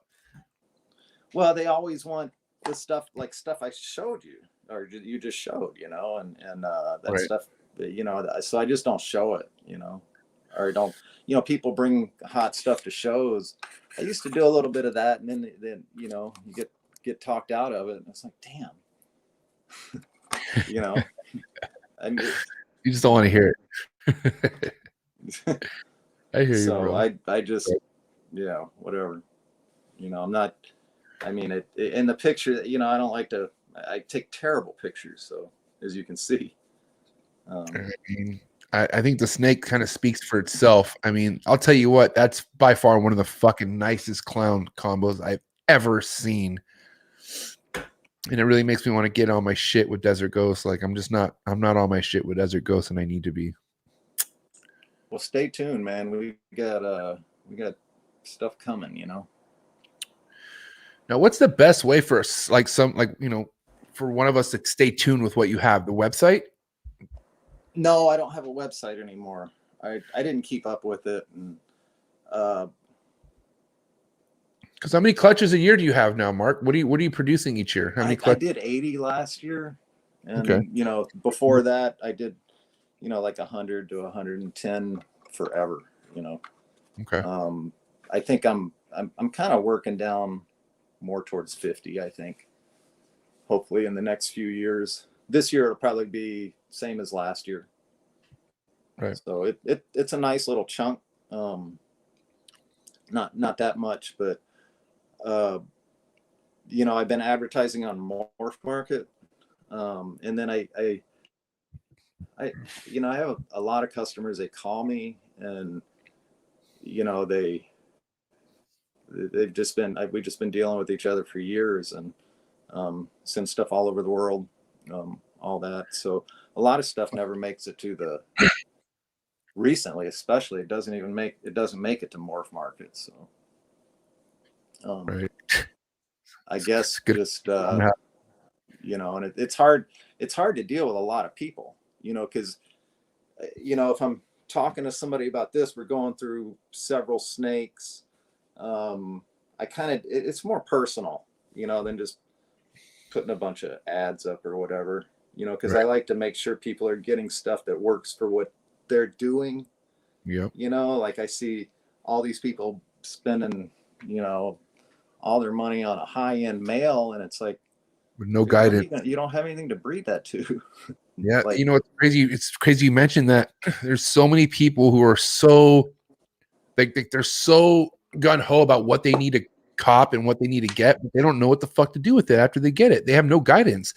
And they're spending top dollar with breeders who just don't fucking care. did you go feed the owls? Mm-hmm. Okay. Yeah. You say The owls? You got owls. owls? Yeah. You got owls? That's fucking sick. Yeah, I got my owls outside, man. Love owls, bro. Anyways, sorry. Yeah, I got a pair. They're not mine. They're wild, but there's a pair of barred owls on the property. Nice. And for I think, and the female's on eggs right now. This will be like the 8th.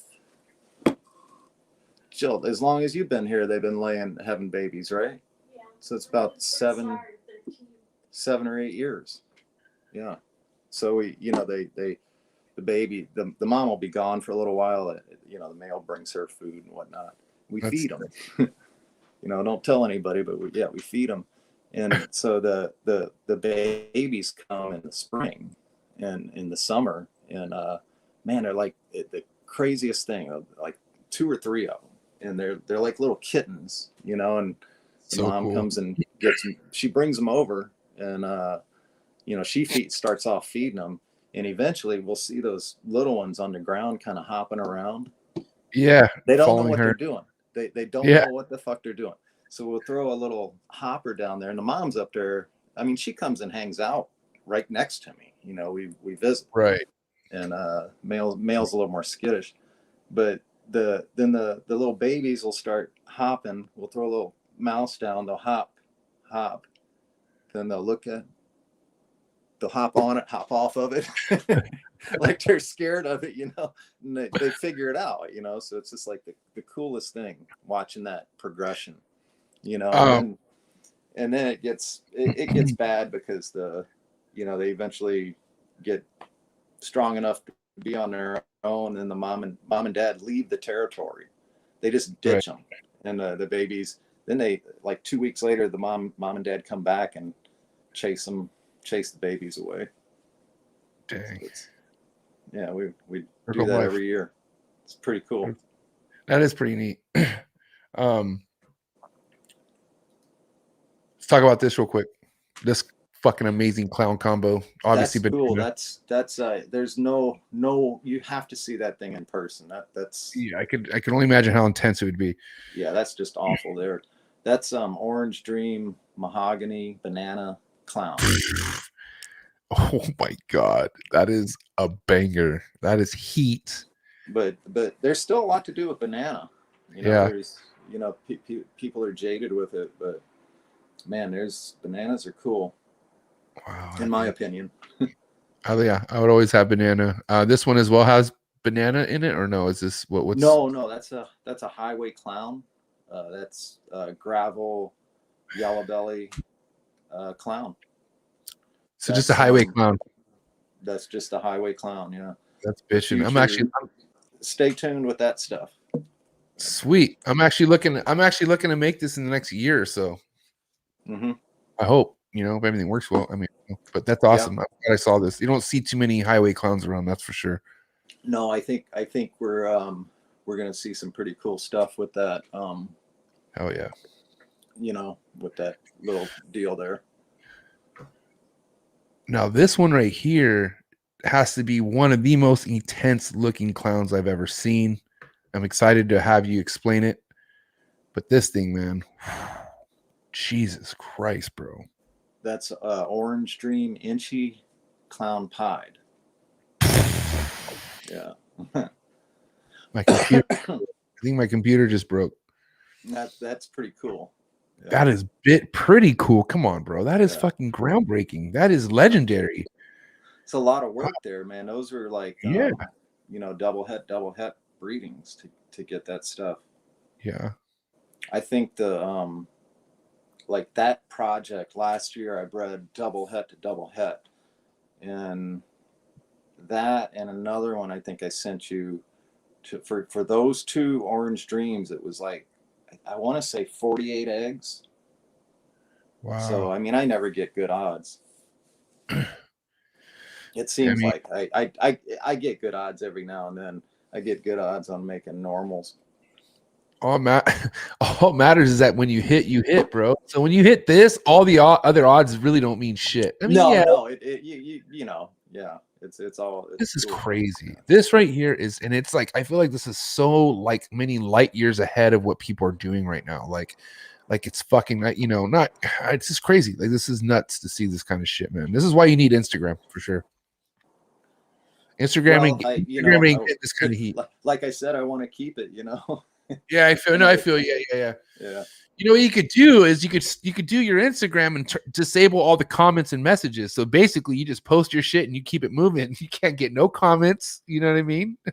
Well, the other thing too is like it's like it just sucks because I look at the picture in the snake, man, and the picture doesn't do that snake justice. So right, deal with that all, you know. Damn, bro. Yeah, just the way I am. You motivate me to want to just sleep on my heat all day. Like this is the idea. Like this is the game plan. Like the shit you strive for, you make it and you hold on to it. Like you just keep it. What's the point? Like, well, and it's like, man, I you know, projects. It's yeah. I mean, you've got to. I've got over 100 holdbacks from last year. And I can't keep that many. You know, so I mean, there's literally 100 that I would love to keep, but I gotta knock that down. So tough decisions, you know. And I mean, I like this stuff. I legitimately like it, and I want to pursue these combos and the art, you know. Yeah. Well, I mean, obviously that's what you've been doing. That's why you're making what you're making. You know what I mean? And it's, you know, so it's tricky. You know, because I've been doing it for a while, and I mean, you know, I'm not kidding. It's 24/7. You know, and you've got to maintain motivation. You know, and you got to find ways to, you know, because I kind of live out in the sticks or whatever, and you know, don't leave home unless I go to ride my bike or whatever, you know. So, you know, I've been pretty lucky to recognize that there's certain things I got to do to keep that going. And one of those things at this point is kind of cutting back and doing a little bit less. So, and that's been real hard to do, you know. So It's Um, always but it's always easier said than done, right? yep, I have to reduce the workload to keep other balances in place and whatnot, so, Mhm. and that other stuff takes time. So Right. Now, let me ask you this. With a lot of people coming in the hobby, right? I feel like every day there's a new brand or like, some sort of a new reptile page. God, I can't keep up. You really can't. It's crazy. It's Yeah, awesome. It's awesome. Don't get me wrong, but you really can't it keep up, right? totally, it's so awesome. It is You awesome. know, It really is. Um, seeing other people have success, and I mean, it's just cool.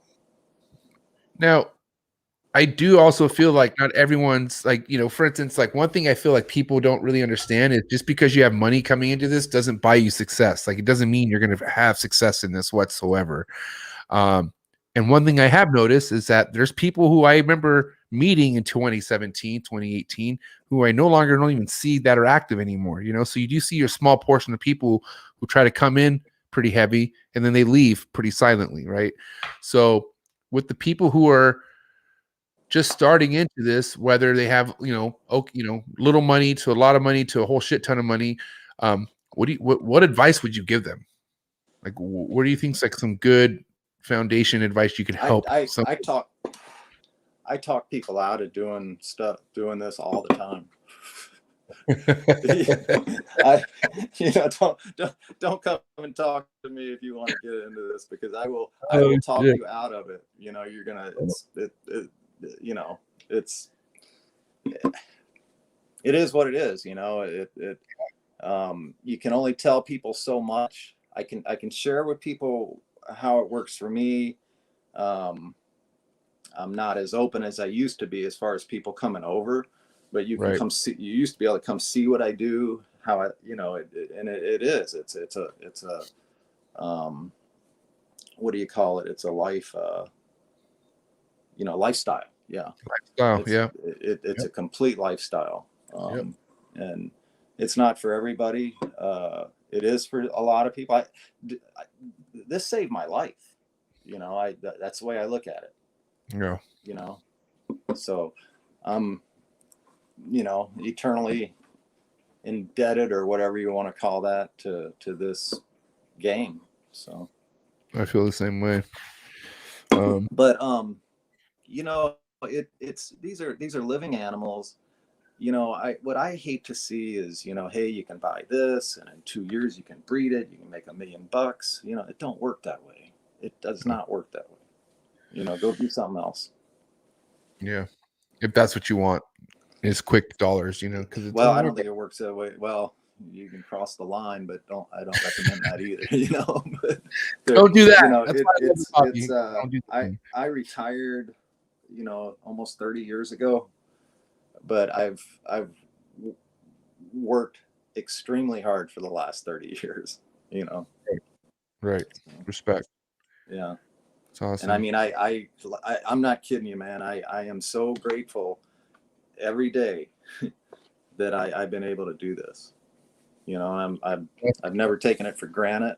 I've always felt like I'm trying to get my next dinner. So, Now, let's talk about when you first started doing this full time. How scary was that for you? oh, it was scary. It was quite scary. It was, week to week. I remember that first year when I totaled everything up and the total sales were 50 grand.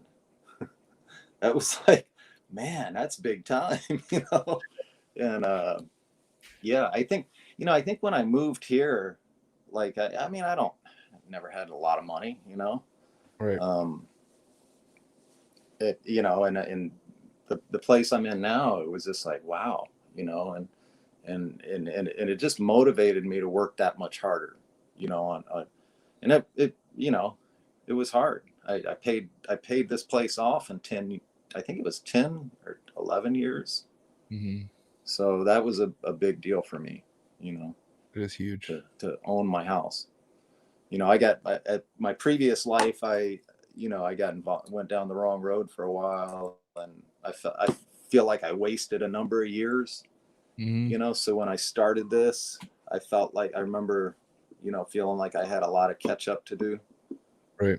So yeah, but it was tough going, man. You couldn't go on the computer and get the how to ask a bunch of people questions. You had to track people down. You had to figure it out, trial and error.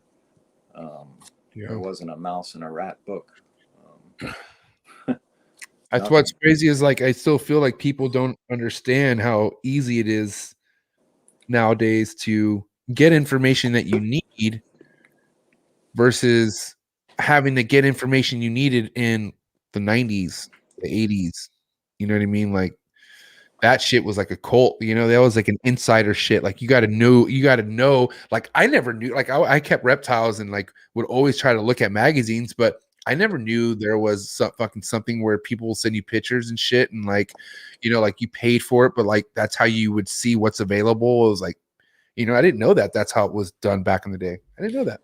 There was a guy, one of the first persons I bought snakes from, Lloyd Lemke. And I, ad in the back of a Reptile magazine, and he man, he had a crazy list, a lot of colubrids. I got my first Pueblan milk snake from him. Wow. And that's how it was. I asked him for a Polaroid. It took couple 3 weeks, and it's like, man, I got to have those things, and bought a couple from him. And it was just like, it was,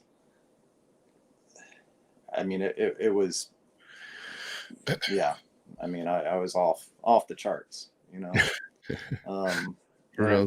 Lloyd, I never got to meet him. He wasn't, well, it was a few years after I was buying snakes from him that he had passed away. So that was a big deal, but, or, that kind of, whatever, life.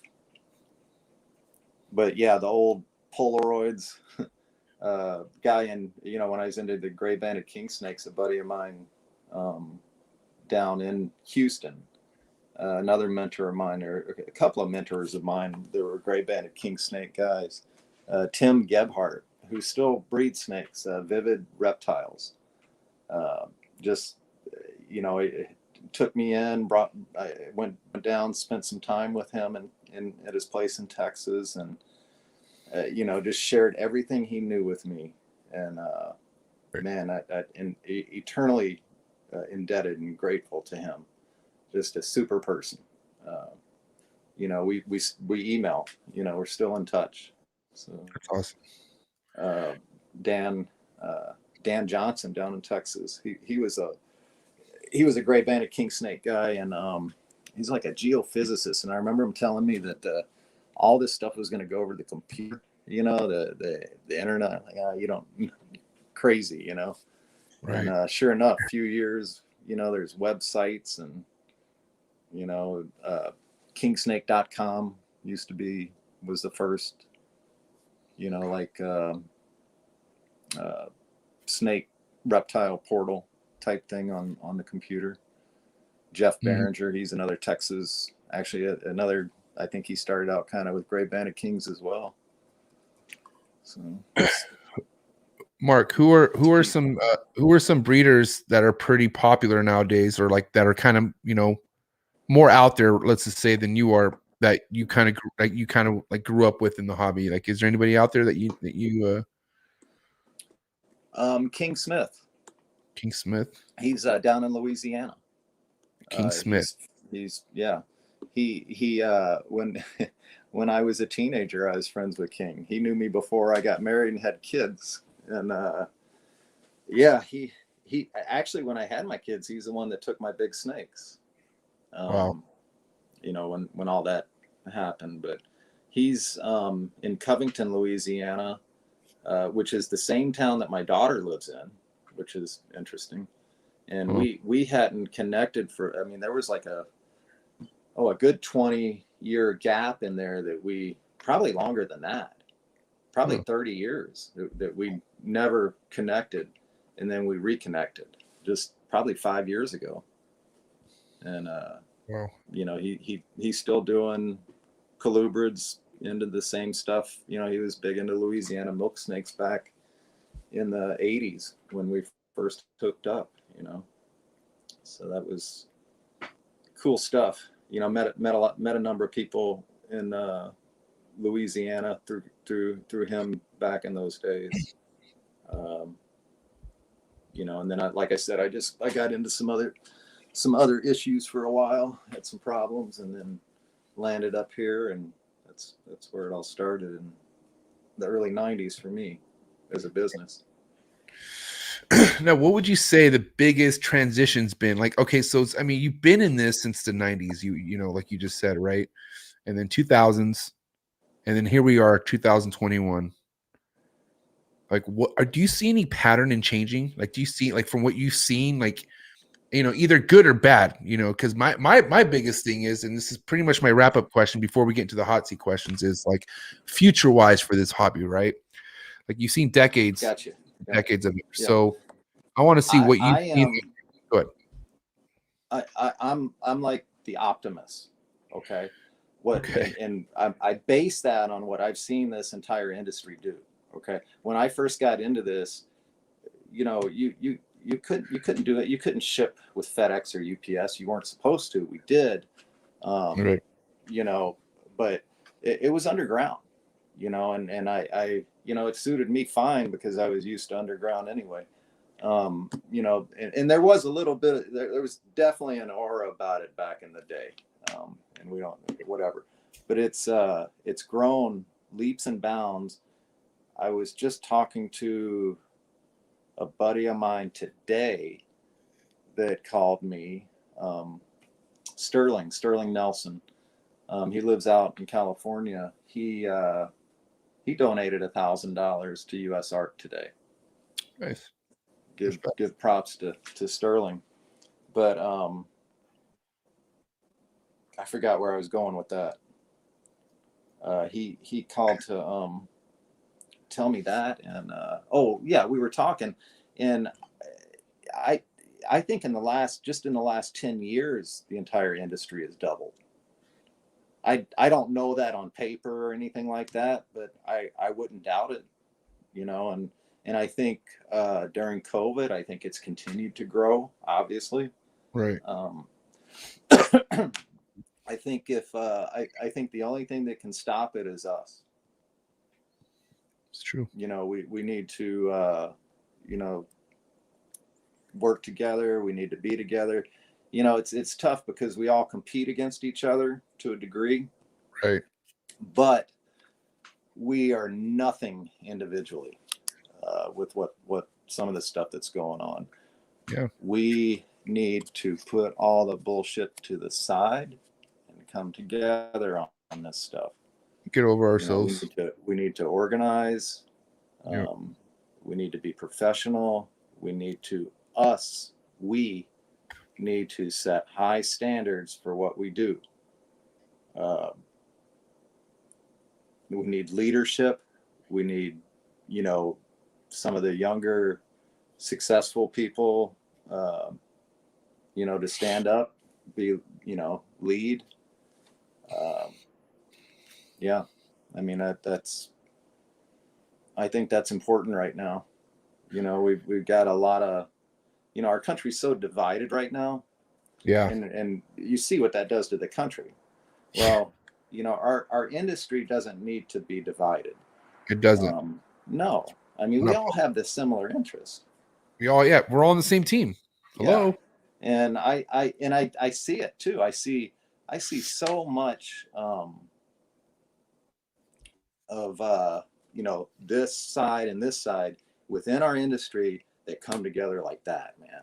You know, and it's we set our differences aside, business, past bullshit, whatever, and you know, I'll work with anybody.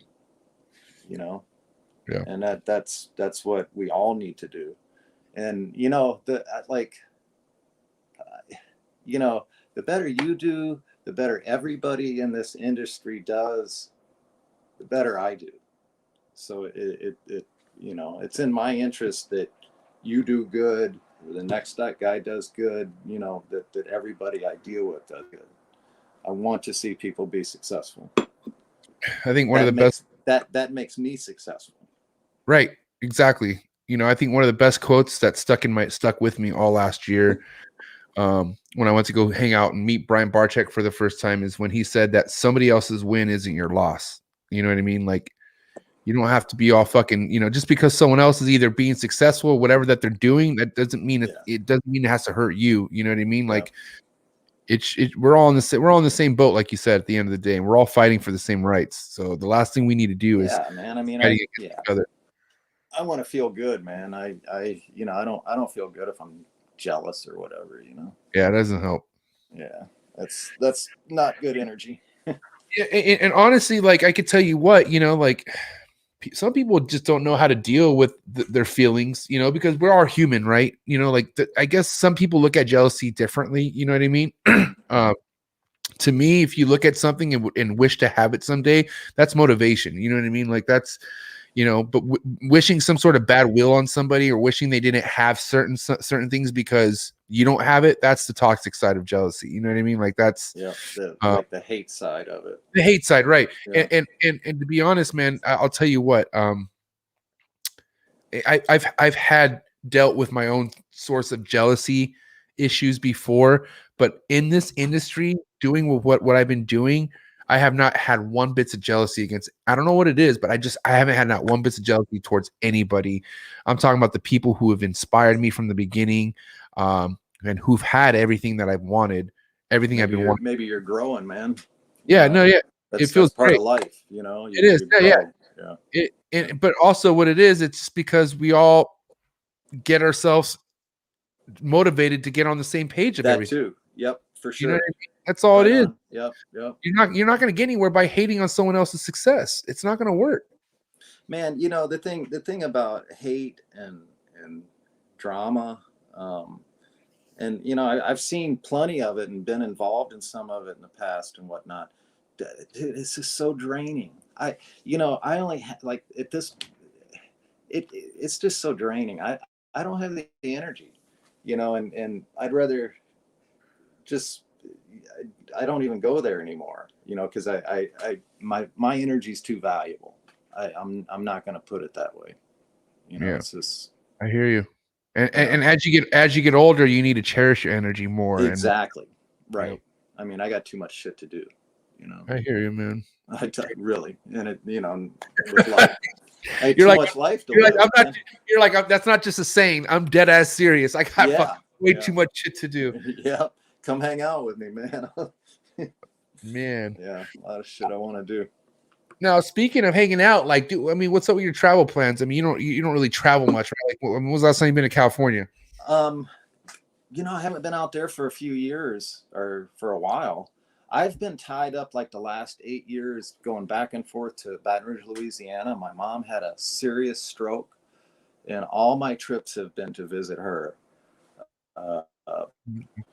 Quite a few. My mother is my hero. God bless. You know, so, and I haven't been able to see her in the last year, so that kind of sucks. But and where's she at exactly? Where's she at? Baton Rouge, Louisiana. Yeah. Okay, got it. So that's kind of been my travel for the last number of years.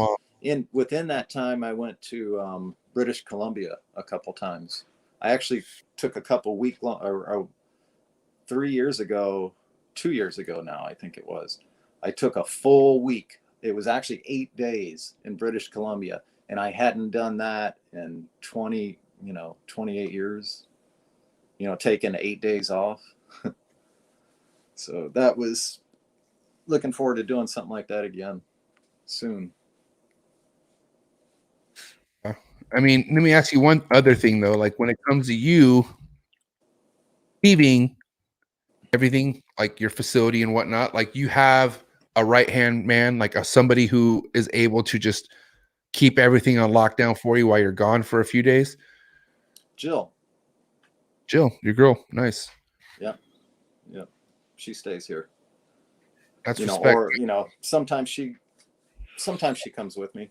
And then Lori, my ex-employee, if Jill and I go down to Louisiana together or do something together, Lori comes, checks things out. when I had employees, I would pay one of the employees to stay overnight, you know, to, you know, really keep tight tabs on mainly the rodents. Lots of things can, yeah. Lots of things can go wrong there. So At any point of the day, like just at any moment, things could go wrong, you know? yeah. Because you have all your all your rodents are on a water system. Like they have like the hose and Yep. shit. I had like, I don't now because that water line froze and I shifted everything to buckets, but yeah, everything was in line. So it had, you know, constant pressure. So if I had a leak or whatever, it wasn't going to stop, you know? Right. And I mean, when you're watering that many rats and mice, I don't know how many gallons of water per hour we were going through. Lots. You know. Right. You know, and Great. you've gotta be, hey, can I go run and take a leak real quick? Yeah. Please I'll be right do. back. Please. I'll be right back. Yeah, please do. Hope you guys are having a great time. I know I am. I knew I was gonna learn so much off the homie Marc Bailey. Marc is awesome. Hope you guys are enjoying this though. I have an idea. If Marc takes a leak, and then I go take a leak, that means I'll have at least another hour in me for another trap talk, or I could end it now. What do you guys think? First person to answer in the comments, I'm going with that answer. End this show with the question I just had, or take a leak and keep this going for at least another hour. Let's see. Keep it hot. I like that. Honestly, I was just waiting for Will to answer because I was only going to listen to Will. So thanks, Will. Thanks for making it easy, buddy. Oh, wow. Look who it is. The best hair in the hobby. My boy, Khalil 514 Reptiles. How you doing, buddy? Are you enjoying this show? I hope you guys are enjoying this. Straight fire in the building. I think we're going to go ahead and give the Celebrity Appearance Award to my man, Wesley Levance. Straight Fire Reptiles gets the Celebrity Appearance Award. Thanks for being here tonight, guys. I appreciate you so much. Yeah, man. I think we need to get Levance back on for round 2. Who wants Levance and Wesley back on for a round 2? I think it's time. Because I don't think I got enough of Levance. I want more Levance, to be honest. And then also I want to hear from his wife, too. You got to understand. Those are 2 people at work right there. Straight Fire is a team thing. You got to understand. That's why I respect it. Family. Respect. Shout out to the Straight Fire family. But yeah, round 2 for sure. I'm enjoying these podcasts, guys. I'll tell you right now, Marc Bailey, like I mean, you got to understand, somebody who's been doing it as long as Marc Bailey and still here to this day, spitting facts on what we can do to further our success in this. How are you going to beat that? This is why this is the coolest reptile podcast in the world. Hashtag that. Somebody hashtags that, and if I look it up, I'm giving you a free shirt. 100%. 100. But yeah, I really have to take a piss. I just want to let Marc get back here first. That way I'm not rude. And that way when I'm taking a piss, you guys could, maybe chop it up with Marc real quick. Say what up. The general in the building. What's up, General? Can you not, give me those, you're like, that's water signs. I already know. I got to go pee, bro. Come on. I mean, wait, I don't pee. I piss. My bad. I don't do it. No. Please, John. Are you kidding me? Clearly, I don't need. All right. Sorry about that. Urine. All right. Hey, listen. Say what up to some people in the comments there. I'm gonna actually go take a piss too, if you don't mind. Okay.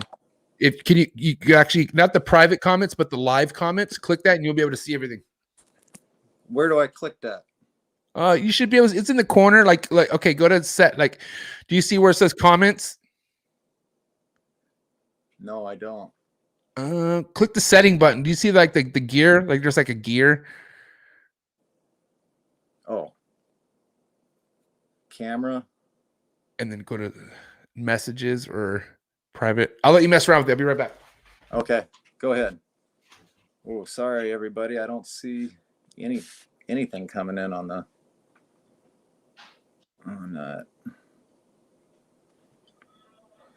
Well, I'll just continue talking about what I was talking about before I took off. My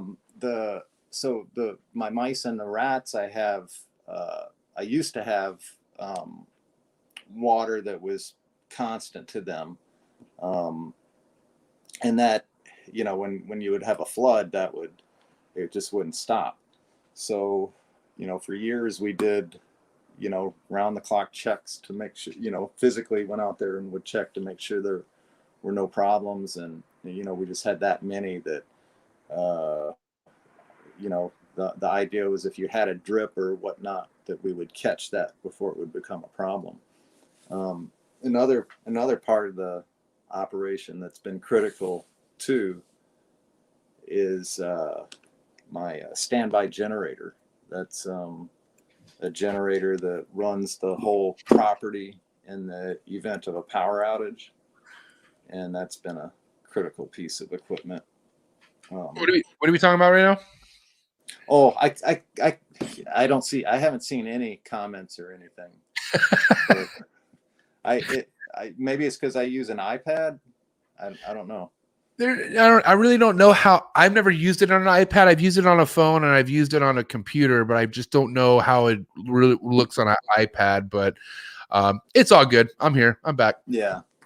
I'm not going to mess with it. I'll click it off. But I was just sharing about my standby generator. Okay, which obviously is, yeah. Okay. Yeah. Critical. Critical. Right. Because I was going to also mention too is how important do you think it is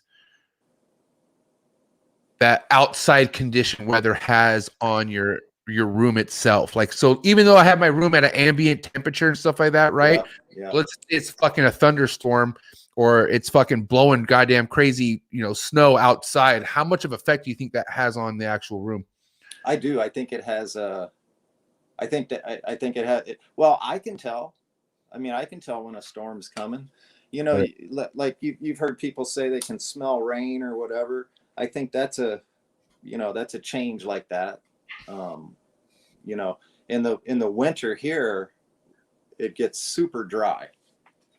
So I mean, it goes from kind of a humid summer to a super dry winter, and then we're burning fires everywhere too in the winter, so that dries things out even more.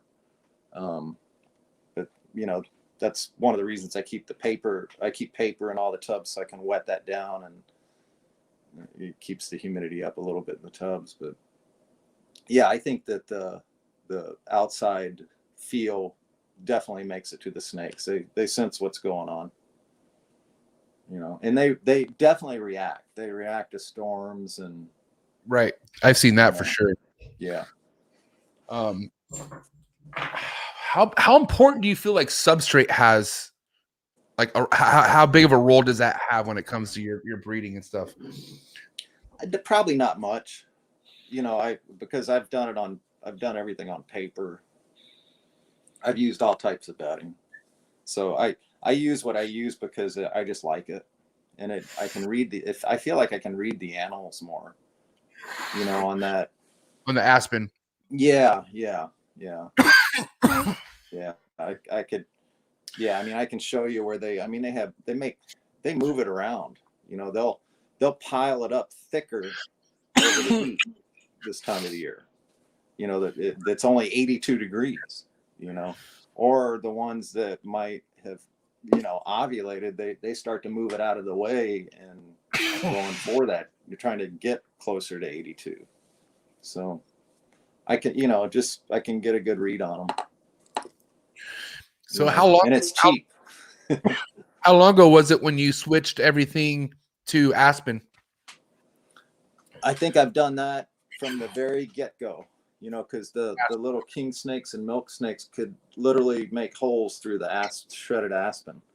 And I used to be able to get that stuff for like $2.20 for like a 40-pound bale. Damn. Yeah. That could take you a long ways. Yeah, well, they harvest it right over in Wisconsin, so Okay. you know, yeah. Now I pay. I think I just went and got a truckload the other day.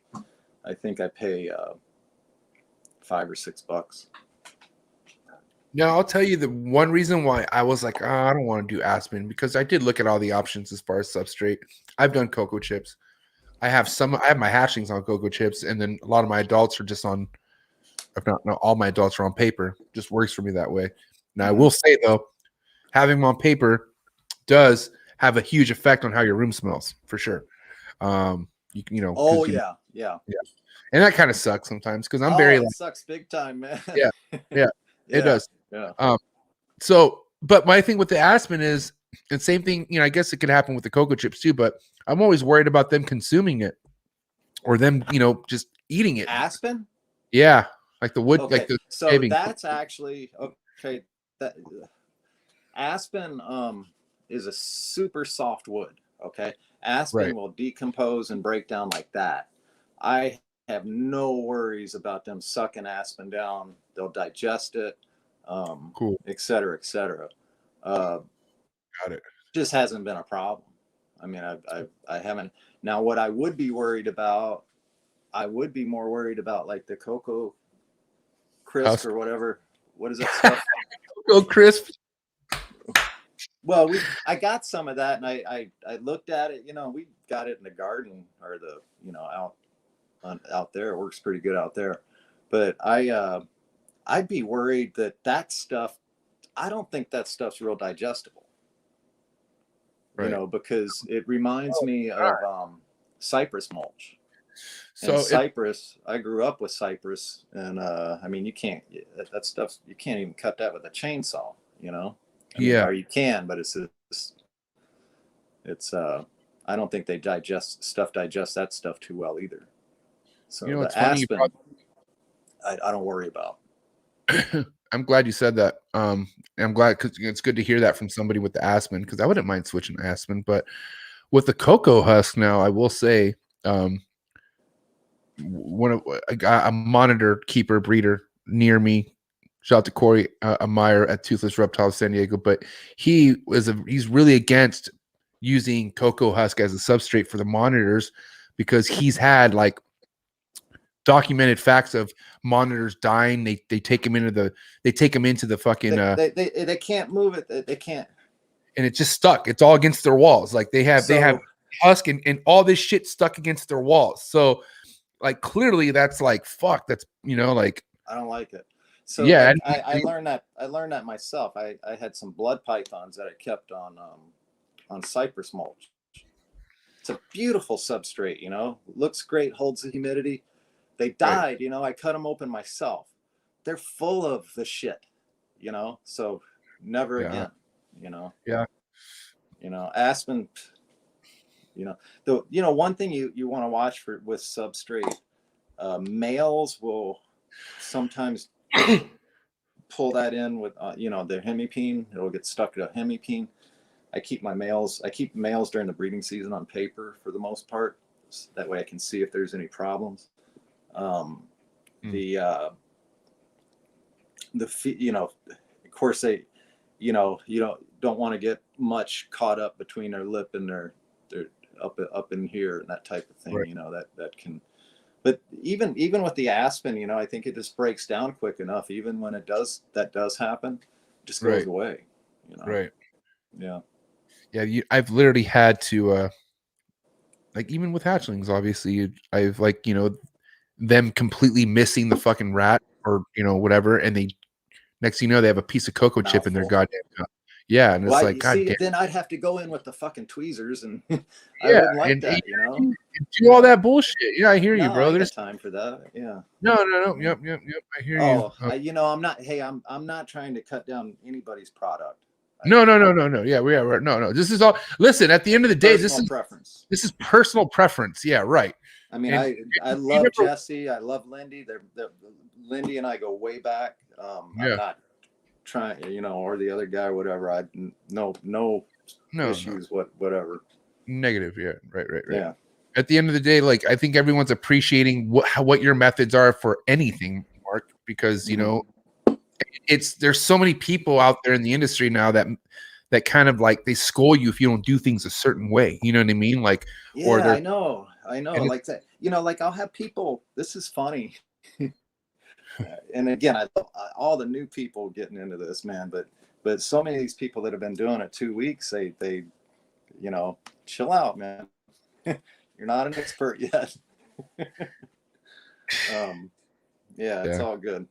So it is all good. Yeah. And at the end of the day, like different strokes for different folks. You know what I mean? It's people have their own way of things that work for them. And there's not been 1 ounce of any kind of vibe of you making it seem like your way is the right way at all, by the way. So you're just literally just spitting it to where this is how you do your thing. This is what you do. And that's it. So yeah, I'm sorry I can't see the comments to people that are, sorry about that. no, you're good. Everyone's basically just listening to what you have to say, man. No one's even giving any kind of negative feedback at all. So we're good. Cool. That shit don't fly here anyways. So, but yeah, I think that's it's a huge thing. Now let me ask you this: with your when it comes to like incubation, right? It's pretty straightforward, you would say, right? Incubating eggs.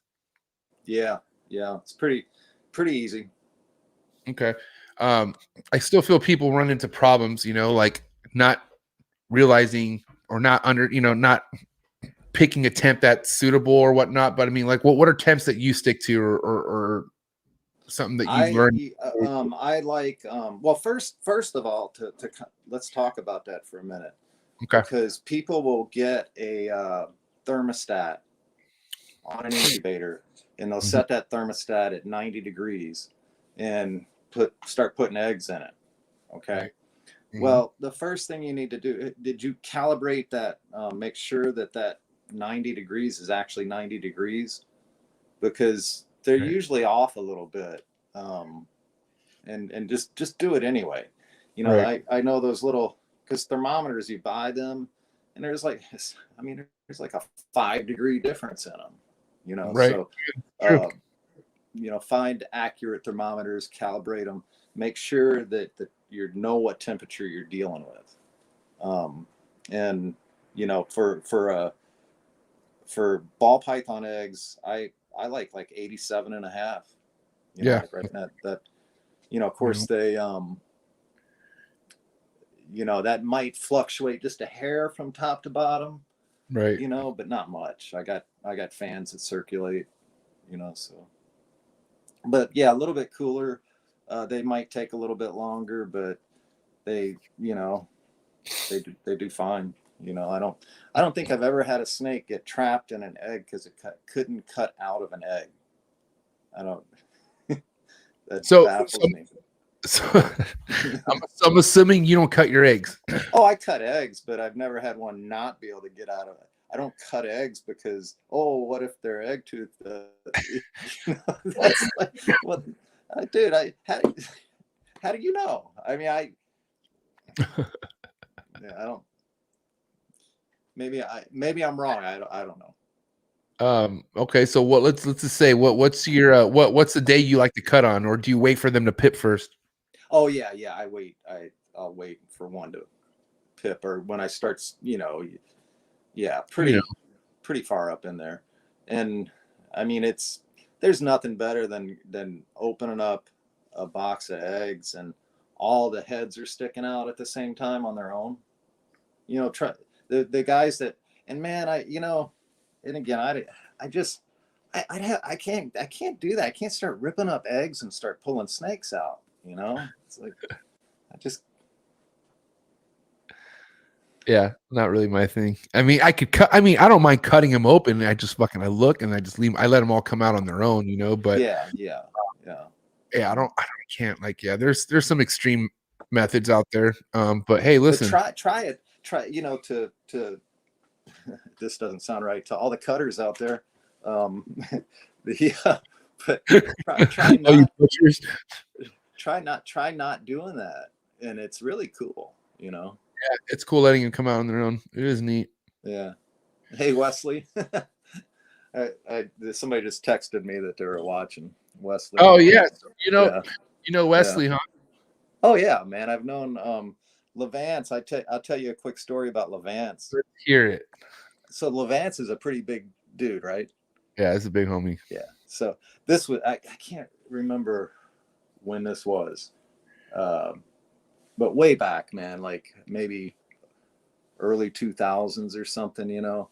And you know, I'm doing a Tinley Park show, and this dude comes strolling through, and I'm like, damn, you gotta be like the fucking offensive lineman for the Bears or something, you know, just checking this shit out. And you know, he's like, he just, you know, kind of that. You go, I like to buy that snake. I go, dude, that's 10 grand. I didn't say that. I'm thinking that to myself. I'm like, so you ever kept a ball python? You know, this dude's like, okay, so I think I can duck him real quick and like go for a fucking inside leg kick and run. You know, I don't know what I'm gonna do. But, Oh my you know, I god! gotta make sure. You know, I've never seen this guy before, and he wants to buy this high end snake. You know, and Wow, he was like, yeah, and it was all cool, and he bought it. We've been friends since. that's a Yeah. neat story. I had the actual honor and great pleasure of having Levance on Trap Talk a few months ago, man. Very first podcast he's ever done, dude. And I want him on again, that's for sure. He's a good dude, man. He got passion in what he does. He has mad passion for what he does, and it's cool because how much his wife's involved and how it's all in it for the family type of thing. It's a family thing, and I think that's awesome. Oh, he's and his kid's got his kid's got to be growing up now. Yeah, his kid's getting big. From what I mean, Yeah. I've followed him for the last 3 years, and you know, I remember seeing his kid being more of a boy. Now he's fucking getting that stage of, you know, because his pops is gonna be big. He's gonna be a big boy too. You know what I mean? They're a tight knit family, you know, and yeah, Levance and I have had we don't talk as much now. I mean, you know, everybody's so busy, but yeah, we've talked quite a bit over the years. Now, I think I had one photo that I skipped on, but you work with Hurricane, right? I do, but I haven't produced any Hurricane. Hurricane, I think, and Trick are the same thing. People are saying. And Okay. that trick gene's been around forever. I don't know if that's the case. Maybe it is. Maybe it isn't. Doesn't really matter. But I do have a Hurricane, and I haven't done anything with it yet. We'll see this year. Who did you pick that Hurricane up from?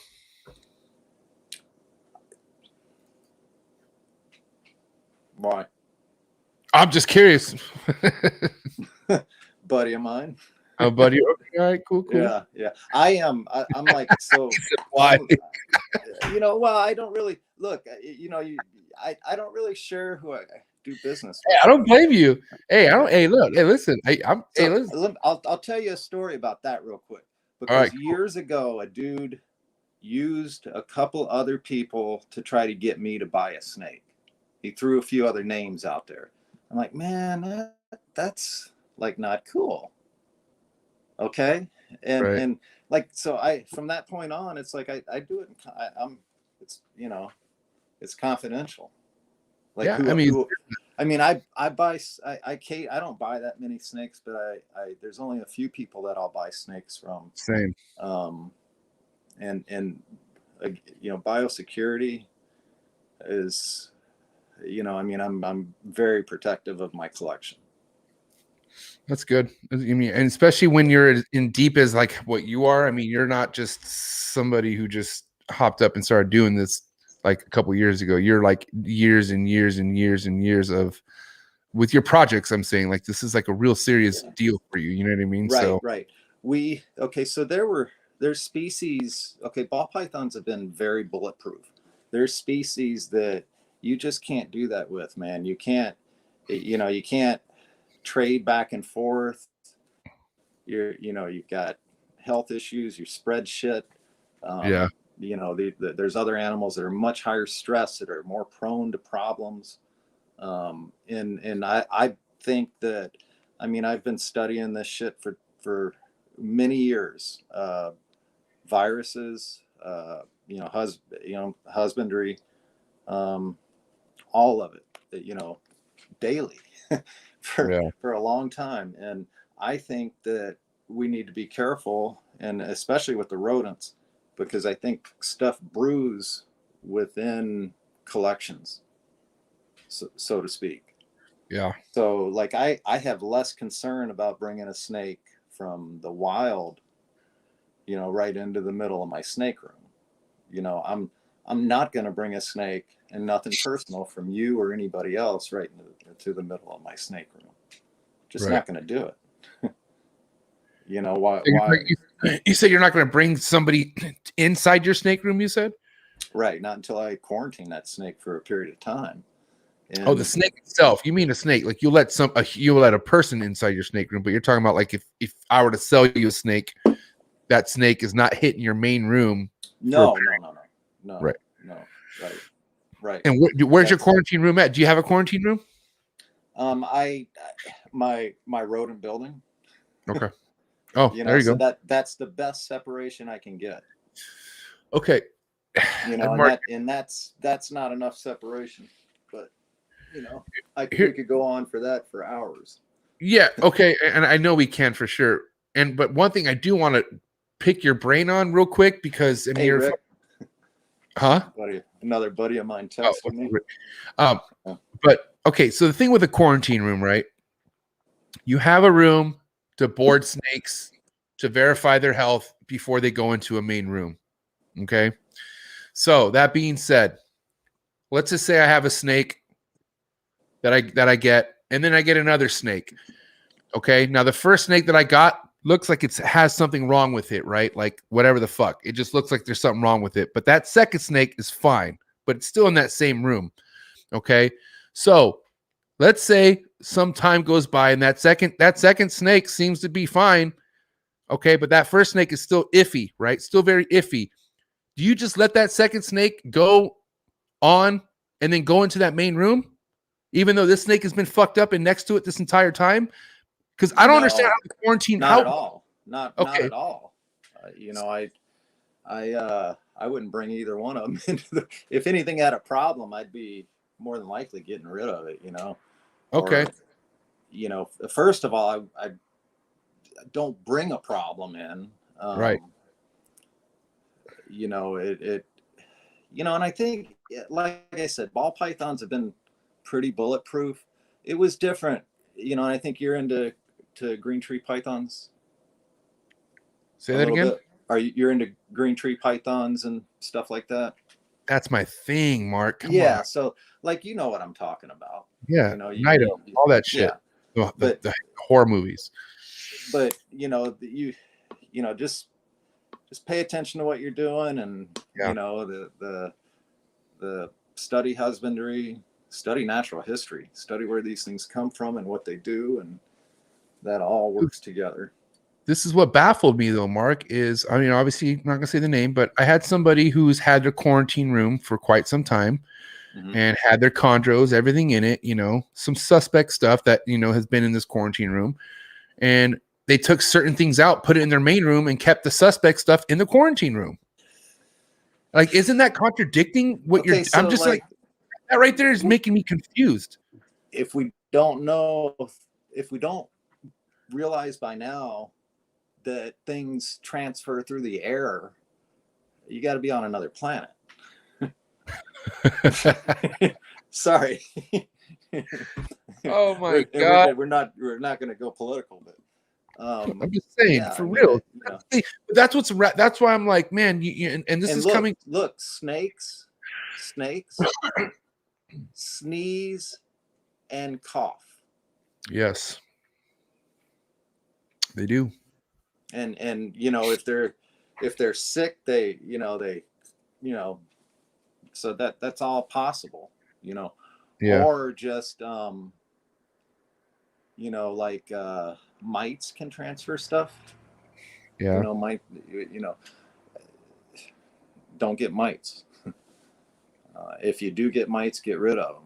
And if you do get mites, don't sell anything. Don't just take care of it. Sell it. Yeah.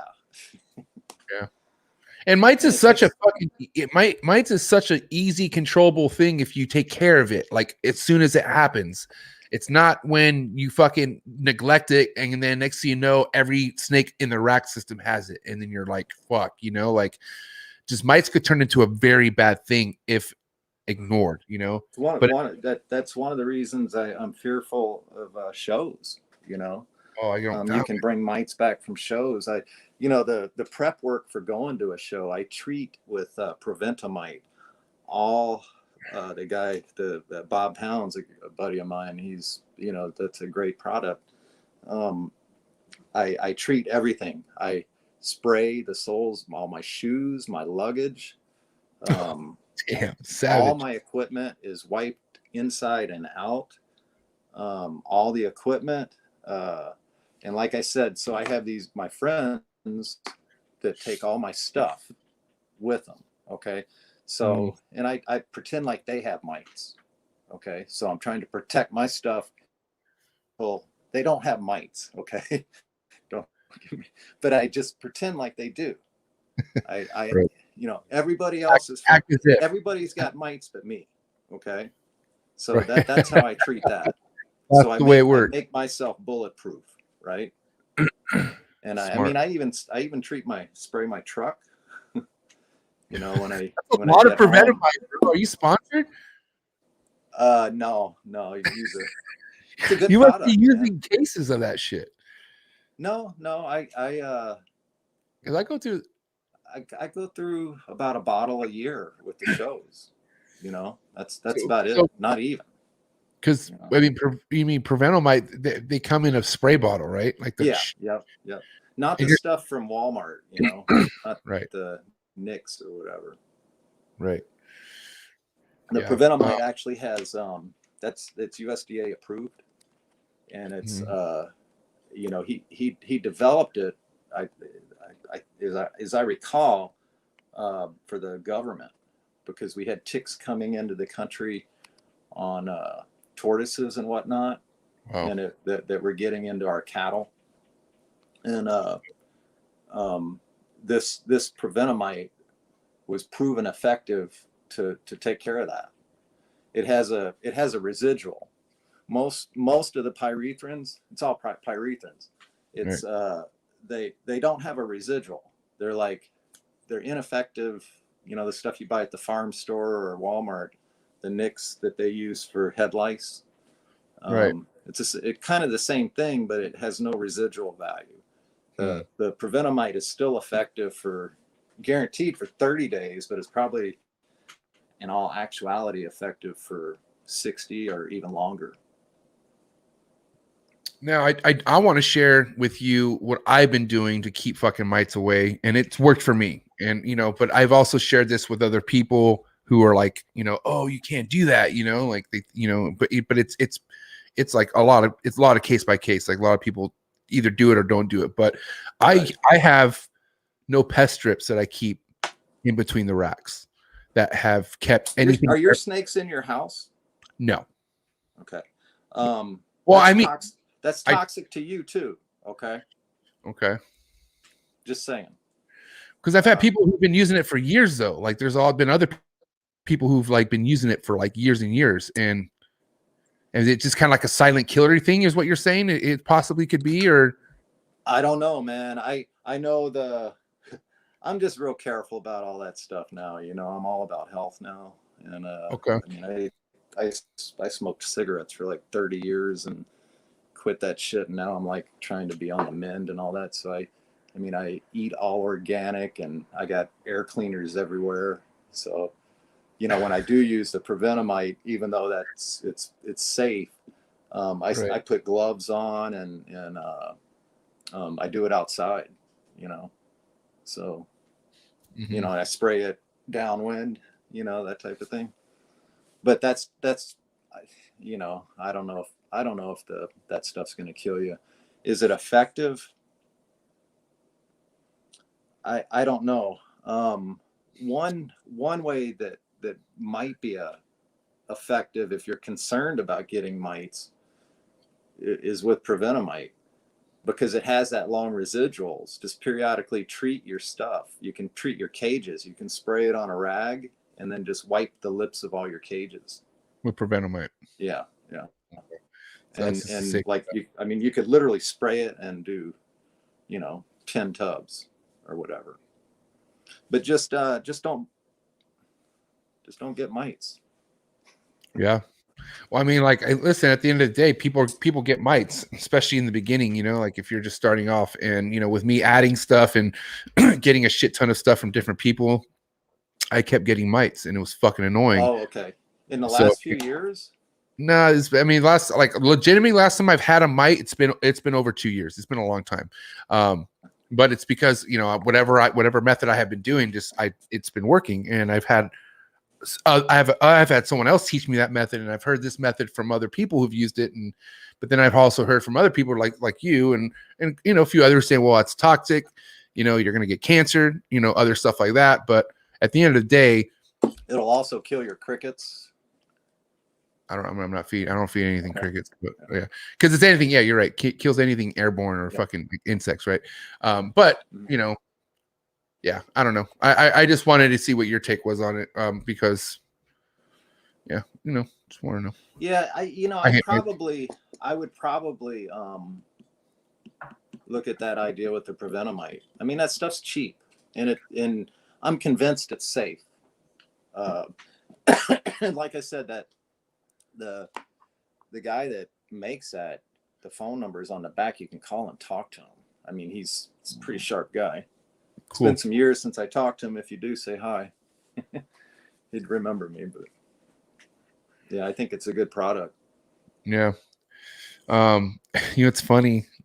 And this is another reason why I've stuck to what works for me is the first time Forrest ever came over to my house, or came over to the trap, he's like, hey, he's like, we were talking about mites. We were just, I don't know what brought it up. I forget. We were talking, I didn't have any, but we brought it up. And I was telling him, I was like, well, this is what I use. I use Reptiles. I give them a Dawn soap, little Dawn soap soak, whatever the fuck, and then I'll spray their tub with the paper in it. Reptile spray, the brown bottle, right? Like the brown bottle is Reptile spray. Yeah. And then, I'll literally take the snake from the, not even wipe it off, like with the bubbles, right? I'll fucking take that thing, put it inside and close, just with no water, right? So put it inside the tub, close it, and then in front of the tub, I'll put the no pest strip, like right there in front. And it's cut up in pieces. The no pest strip is like this big. It comes like that. Yep. And what I'll do is technically, I know what they are. I've used them before. Yeah. Well, whoever doesn't know who it is, but what I'll do is, and I'll cut that into pieces, right? So if I did have a fucking, a mite outbreak, I'll cut that thing into pieces, and obviously put them in front of the tub where the snake had mites, but then also put it throughout the back part of the rack, like just in the back part. Yep. And once I started doing that, I never had a problem. And I've always kept it like that because I always, like you said, I act like everything has mites but my stuff. I'm like, I don't give a fuck. Everything has mites just to keep it preventable. And it's been working for me. But, lately, who was it? We had somebody on Unfiltered that was like, I think it was Cody. You know Cody Barlini? Man, I love Cody. Yeah. I love Cody.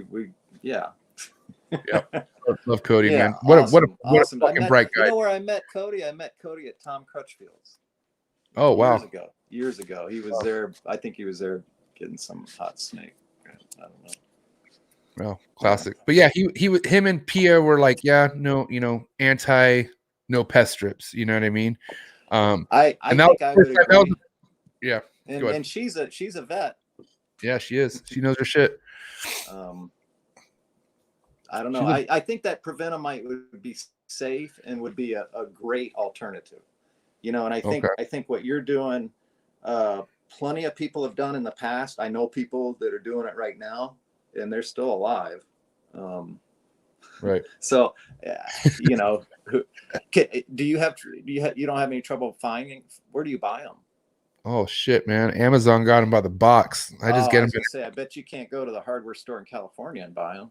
You can, yeah. They're at Home Depot. Can? Okay. Yeah, they're at Home Depot, Walmart. They got them all over here. I think they may have changed them from what they used to be. Yeah. Because Maybe. it seems like they banned them or something at one point. Yeah. I mean, I don't know. I mean, Yeah, if you do read the back of it, it does say it could potentially, like, it does say that it could cause harm to humans, like if you breathe it in and shit. Yeah. So, I mean, but at the end of the day, like I said, I don't have this shit in my kitchen. It's not in my room. It's like right. It's in the trap. You know what I mean? But yeah, you know what? Listen, at the end of the day, if we could all take safer steps to prevent mites, then I mean, I'm all for that. You know what I mean? Right, right. Yeah. And if prevent-a-mite is the safest route to go, I'm down to try it again. But this is where I was getting at earlier. So the first time me and Forrest ever argued, which after this we just started arguing a lot after this. But first time me and him kind of first time where Forrest got that arguing from. Right. First time we went back and forth was when I told him what I used for my mite regiment, and he's like, "No, man, prevent-a-mite. You got to do prevent-a-mite." He's like, "That's the answer." He's like, "I'm telling you right now, everything you're doing right now is wrong." That's literally what he told me. He's like, "You're not doing it right." He's like, "You need prevent-a-mite, or you're gonna keep getting mites." And I was like, "What?" I was like, "Where's this energy coming from, Forrest?" I was like, "I've never," you know what I mean? I was like, "I haven't had mites." He's like, "I'm telling you right now, you're gonna get mites again. I don't care." He's like, "You need prevent-a-mite." And I'm like, son of a bitch. I think I've talked to Forrest about mites before, and I think he used to do it different ways, actually. I think he said 2, and that's why he was like, I do prevent-a-mite. I think he also did different ways, which is probably why he was so strong about doing prevent-a-mite, because he's probably had, you know what I mean? So again, MJ, the difference is that residual. You know, it dries and it has a long residual, because the way, well, first of all, and I can send it to you. You're gonna have to remind me, but you have to understand the life cycle of a mite. Okay. Right. And once, then you can go to war, you know, right. So to speak. But the prevent-a-mite is so effective. And it's cheap, safe. It's probably cheaper than the no pest strips, and it might last longer. No pest strips last 3 months.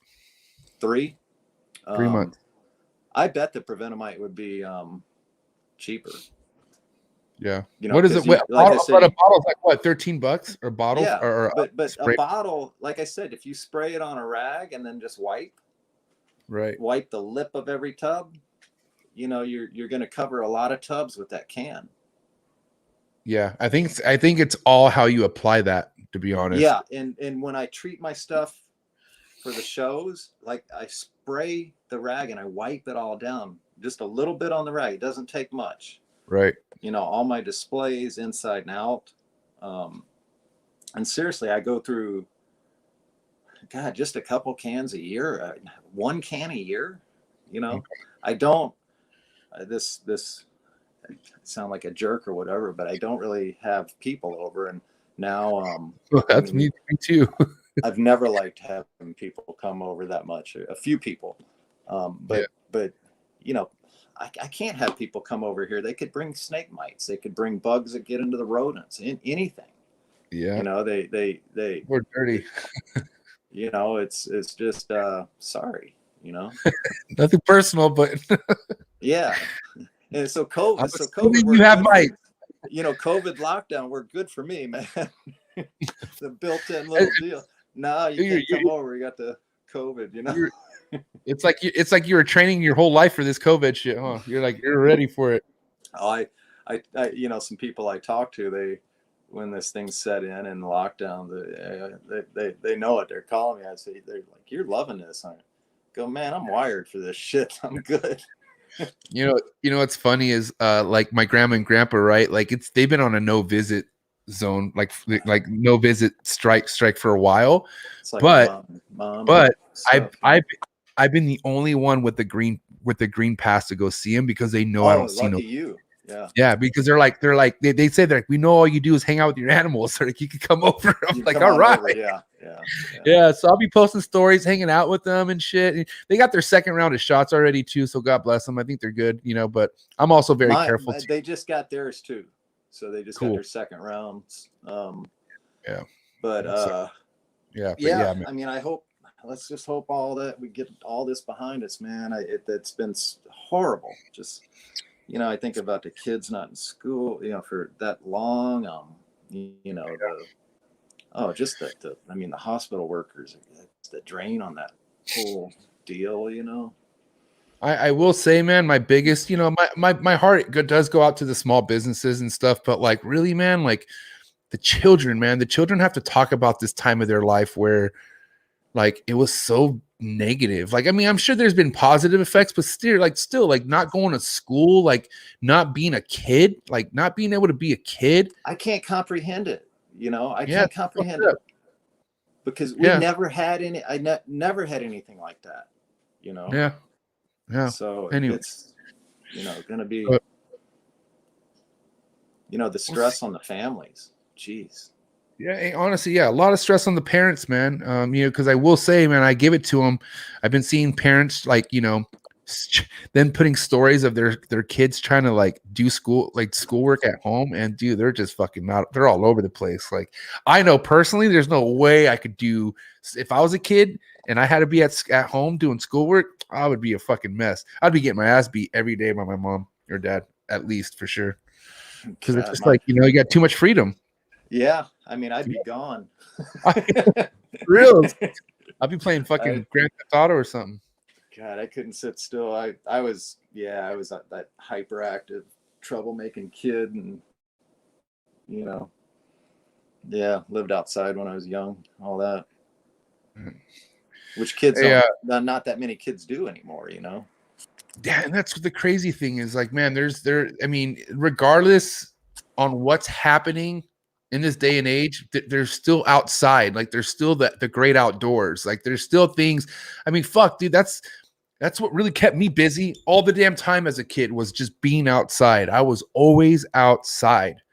But if there's one positive thing about COVID that I've noticed is that people are getting outside now. Or like the park or whatever. People, like, you can't buy a bicycle right now. There's they're hard to come by. People are doing more stuff outside, so they're not flying and traveling that way as much.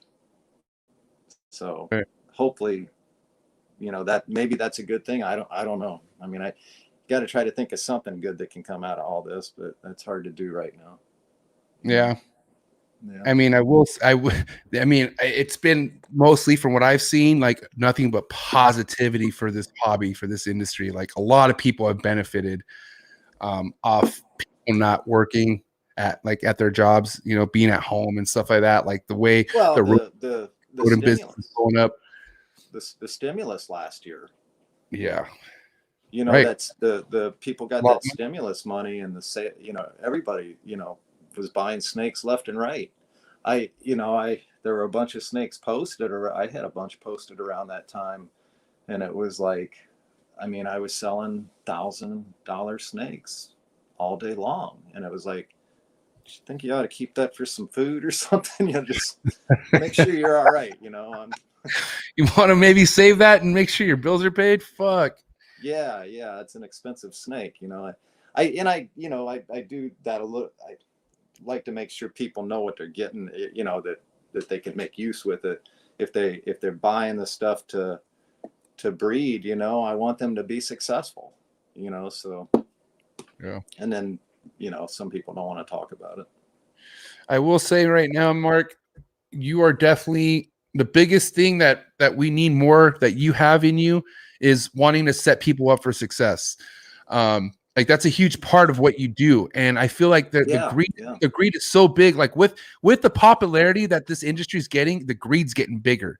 And I feel like people, and this is just in generalities, want to make that sale and fucking move on to the next one instead of really making sure that person's going to do right with that snake or make sure that, you know, because like one thing I've always learned in the sales game, you know, I worked for Verizon for fucking 10 plus years.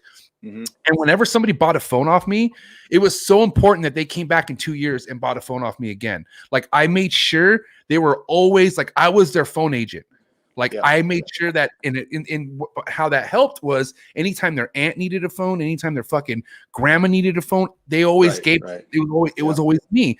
So I always had that mentality. So like you said, I was lucky enough to sell over 70 snakes last year without having to put one on Morph Market. Blessed. That's awesome, man. It was awesome. It felt great, you know what I mean? But it also felt great to know that I'm still in contact with everybody I sold a snake to last year. I know that's gonna end at some point, you know, because I do want to grow and stuff like that. But like, man, I think the reason why I was able to have, you know, and I didn't even have too many more. I had like maybe 2-3 new more customers last year, but I had so many repeats. I had so many people who bought a snake off me in 2019 who were ready to buy a snake off me in 2020, like right there, ready to go. And you stand behind what you sell, you know, and if you take care of your shit, you know, like that's the. It's always been. It's always baffled me that I see people. They start advertising snakes as soon as they get their first baby snake. You know, you don't need to worry about selling your snakes. If you put the effort and research, you know, study how to keep them healthy, husbandry, natural history, you know, educate yourself, help support USARC. You know, learn how we make laws, learn the process, learn what we can do to whatever we can do, you know. So, you know, you got to do a little bit of everything, you know, and then everything will come back to you. You know, you're not going to have a problem selling snakes in my opinion, you know. Once you get this, once you start making snakes, advertise them then, you know, then, you know, that, you know, I think people get so heavy into the promotion end of it sometimes. Tell me about it. Yeah. That takes a lot of energy and time, you know. But yeah, you should be putting energy and time into your foundation. Like stuff that's not even built yet is what you should really be putting your focus into, right? It's interesting because as you're building it, you have more time, you know, like you know, when I was building my thing, it took a while to get to where I had more than I could handle. Right. Yeah. So while you're building it, man, we used to build all our own cages. You know, what we used to do, we spent a lot of time on the phone, and, you know, we didn't have the computer, you know, email, text, you know, you had to call people, you know, and that's how we shared ideas and whatnot. And we had the time to do it because, you know, our collections weren't keeping us busy around the clock, you know, that type of thing. And then as things just get busier and busier, it's less time interacting, you know? Yeah. And I want to get back to that interacting, you know? You do want to get back to the interacting. Yeah. Yeah. And I've gotten you know, I enjoy spending time with customers. I don't advertise a lot because I can't handle that a lot because, you know, like I said, when a lot of times when I deal with customers, it will be days, you know. Right. So I can't give all my attention to 100 people at the same time. Well, you kind of did tonight. I'll tell you that much. Because I will tell you this. Hey, look, Mark, at the end of the day, I knew this was going to be a great show. But what I've been thinking after the first hour was that this is definitely one of the most informative shows I was able to put together. And Will Moros, RCR agrees.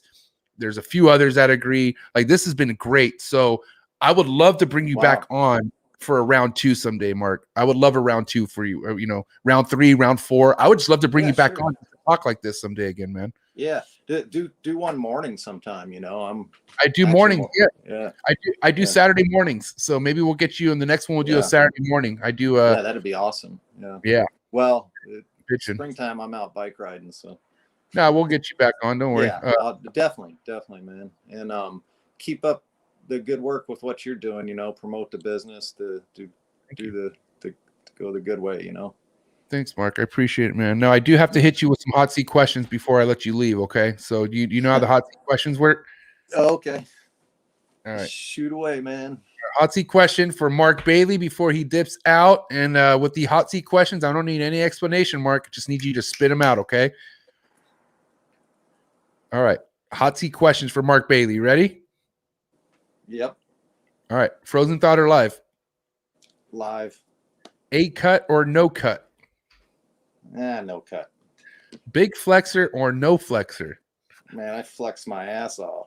Yeah. Yeah. So I was hard. waiting for that one, man. Yeah. So hard. Baseball or football? Football. All right. Steak or fish? That's a fish. Fish. The right Ooh. fish. The Wow, right fish. The right. All right. I love fish too. Has to be halibut or something. I love steak too, but I love I could digest fish for days though. That's why I love fish. Van Halen or Sammy Hagar? Van Halen, man. All right. Eminem or Machine Gun Kelly? Eminem. All right, respect. West Coast rap or East Coast rap? Oh, I got to go with Biggie, man. East Coast. All right, there you go. All right, little word association. First thing to come to mind, milk. Oh, don't do it. Ooh, cocoa. Chocolate. Royal Python. Regis. Stuck shed. Wet them. Dump the water bowl. Oh, there you go. Instagram. That's what I do, actually. Yeah, it's easier. Instagram trolls. Instagram Trolls. I still didn't hear you. Instagram trolls. Honestly, this wouldn't even apply to you because you don't even go on Instagram. Don't even know what it is, man. Yeah, exactly. Okay, do you know what a troll? You ever heard of what a troll? Like, oh, he's a troll, like a troller. That's That's what it. Okay, so social media troll, I guess Facebook troll. I think that sucks. Okay, it sucks. Okay, all right. But this being said, Mark, okay, and this you got to think careful on this one, okay? Because let's just say it came down to only one being here, and that's Instagram or Facebook. Which one would you get rid of, Instagram or Facebook forever, ever, ever? Man, I don't know if I could live without either one. No, I don't pay attention to either one of those, man. So you're saying you're two player for both. You don't even need a both. You don't need, like, if they were just to disappear right now, both of them, you wouldn't be affected by it. I'm good, man. Yeah. That's so hard. That is gangster shit. Yeah. I did have a Facebook for a short period of time, but I quit that shit, man. I don't like it. I don't like Facebook. I don't like Facebook's bad. I mean, I think they do some good things, like that's cool stuff and great way for people to promote their stuff, but it's just not for me. Well, more power to you, man. I mean, I just feel like, unfortunately, for a lot of people who are just starting up in this time, they need social media. It's like your back's against the wall. Like, you don't have a choice but to start social media if you're just now getting into this industry. But there's just ways to just ignore it, man. I mean, there's ways of becoming a professional at ignoring all the toxic shit on social media. It just takes a lot of work because, I mean, it is a huge tool and it is important to get your name out. Support it. I can't support it, man. It's you're a different breed, Mark. You're a way different breed, bro. And honestly, like, you're lucky. You're very lucky. You know who else I talked to about this was Bill Brandt. I would talk to Bill Brandt about this, and he's like, I don't have anything to do with social media ever, and I don't ever need it. And I'm like, that's fucking a blessing. Like, you know what I mean? And so you're right there with him with that. And man, that's awesome. I really do think it's awesome because, dude, it's less energy you have to worry about, less stress you have to worry about. You could stay focused. It's like I've looked at it, and I do look at it, but I think I see what it does, and it consumes people. It does, it feeds, all that's, what, I mean, most people are aware of what it does, and I'm not too keen on that, Well, but if I think I agree with you. If you can keep, what I tell people is laser focus. I got it. And if I get involved in that, I lose my laser. So that's why for me, that doesn't work. You, more power to you. Whoever else is into, does Facebook, all that stuff, more power to you. I am interested in Instagram, and maybe I'll eventually, All right. Let me know first. Okay. Yeah. All right. We'll be in touch, man. Listen, this has been a great 3 hours. I appreciate your time. Everyone else does. They've been really stoked on this. And you like I said, definitely one of the best fucking shows I've had so far. Thank you. Thanks for having me. I'm humbled with all the stuff that you say. That's like, it makes me uncomfortable, but sorry. And seriously, thanks to, everyone that's ever supported me, worked for me in any way, shape, or form, purchased snakes for me, talked to me about snakes, let me talk them out of a sale. Thank you, everyone. I appreciate it. Peace. All right. Have a good night, Mark. See you later, bro. All right. Take it easy. Peace out. Marc Bailey in the books, ladies and gentlemen. That was great. Legendary as fuck. Thank you so much, everyone who was here. I appreciate it so much. Yeah, man. Lots of words. I will be rewatching this show for sure because he dropped a lot of good heat, man. A lot of good information. I know a lot of you feel the same way out there, so I appreciate you guys hanging in here the whole 3 hours. I hope you guys are ready for Trap Talk Coffee and Dab session. I got a fucking homie, another OG, young OG, who's local. He's in San Diego County. He's going to be tapping in with us this Sunday morning. So not Saturday, but this Sunday morning. Okay, we got somebody special, heavy hitter, especially heavy hitter in the YouTube world, man. One of the first ones to start doing it, man.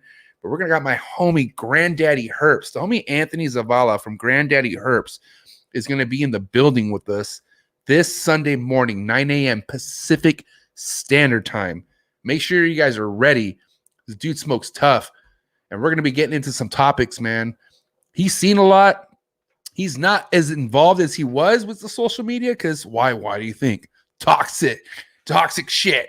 But, man, the guy is still involved with the reptiles. And he's doing his thing. So make sure you're ready for that this Sunday. Tap in, okay? If you don't subscribe to this podcast and you watch it and you're like, fuck, this is sick, subscribe to it now. That way you're not slept on any future shows that I come out with, man. I even have Trap Clip Tuesdays that I come out with, man. But twice a week, Trap Talk with MJ podcast gets dropped. If you do want to support this channel further than a subscription, the link below to our Patreon family, we're accepting more members. Come on through, okay? If you want to get a little bit more in depth on what we got going on here with the Trap Talk and who we have coming on in the near future and all the informative, like we got Trap University sessions that we got going on every Sunday. You know what I'm saying? Private shit going on. If you want to be a part of that stuff, go down in the link below, Patreon link, click that and join the family, man. Come fuck with us. I love my family. Shout out to all my Patreon family, by the way. You guys are awesome, man. I appreciate any support, by the way. I appreciate everyone who tuned in. You know what I mean? This is the coolest reptile podcast in the world because you guys fuck with it. Without you guys, it wouldn't be so cool. All right, maybe it would be. But either way, you guys help a lot. You guys are the shit. I love you guys, man. So get ready. Sunday. I'll see you guys here Sunday. All right? And then my Patreon members, I'm going to see you guys Sunday after I see you guys Sunday morning. Back to back, MJ. You feel me? Take care of your guys' self, man. Support US Art. Support each other. Love everybody.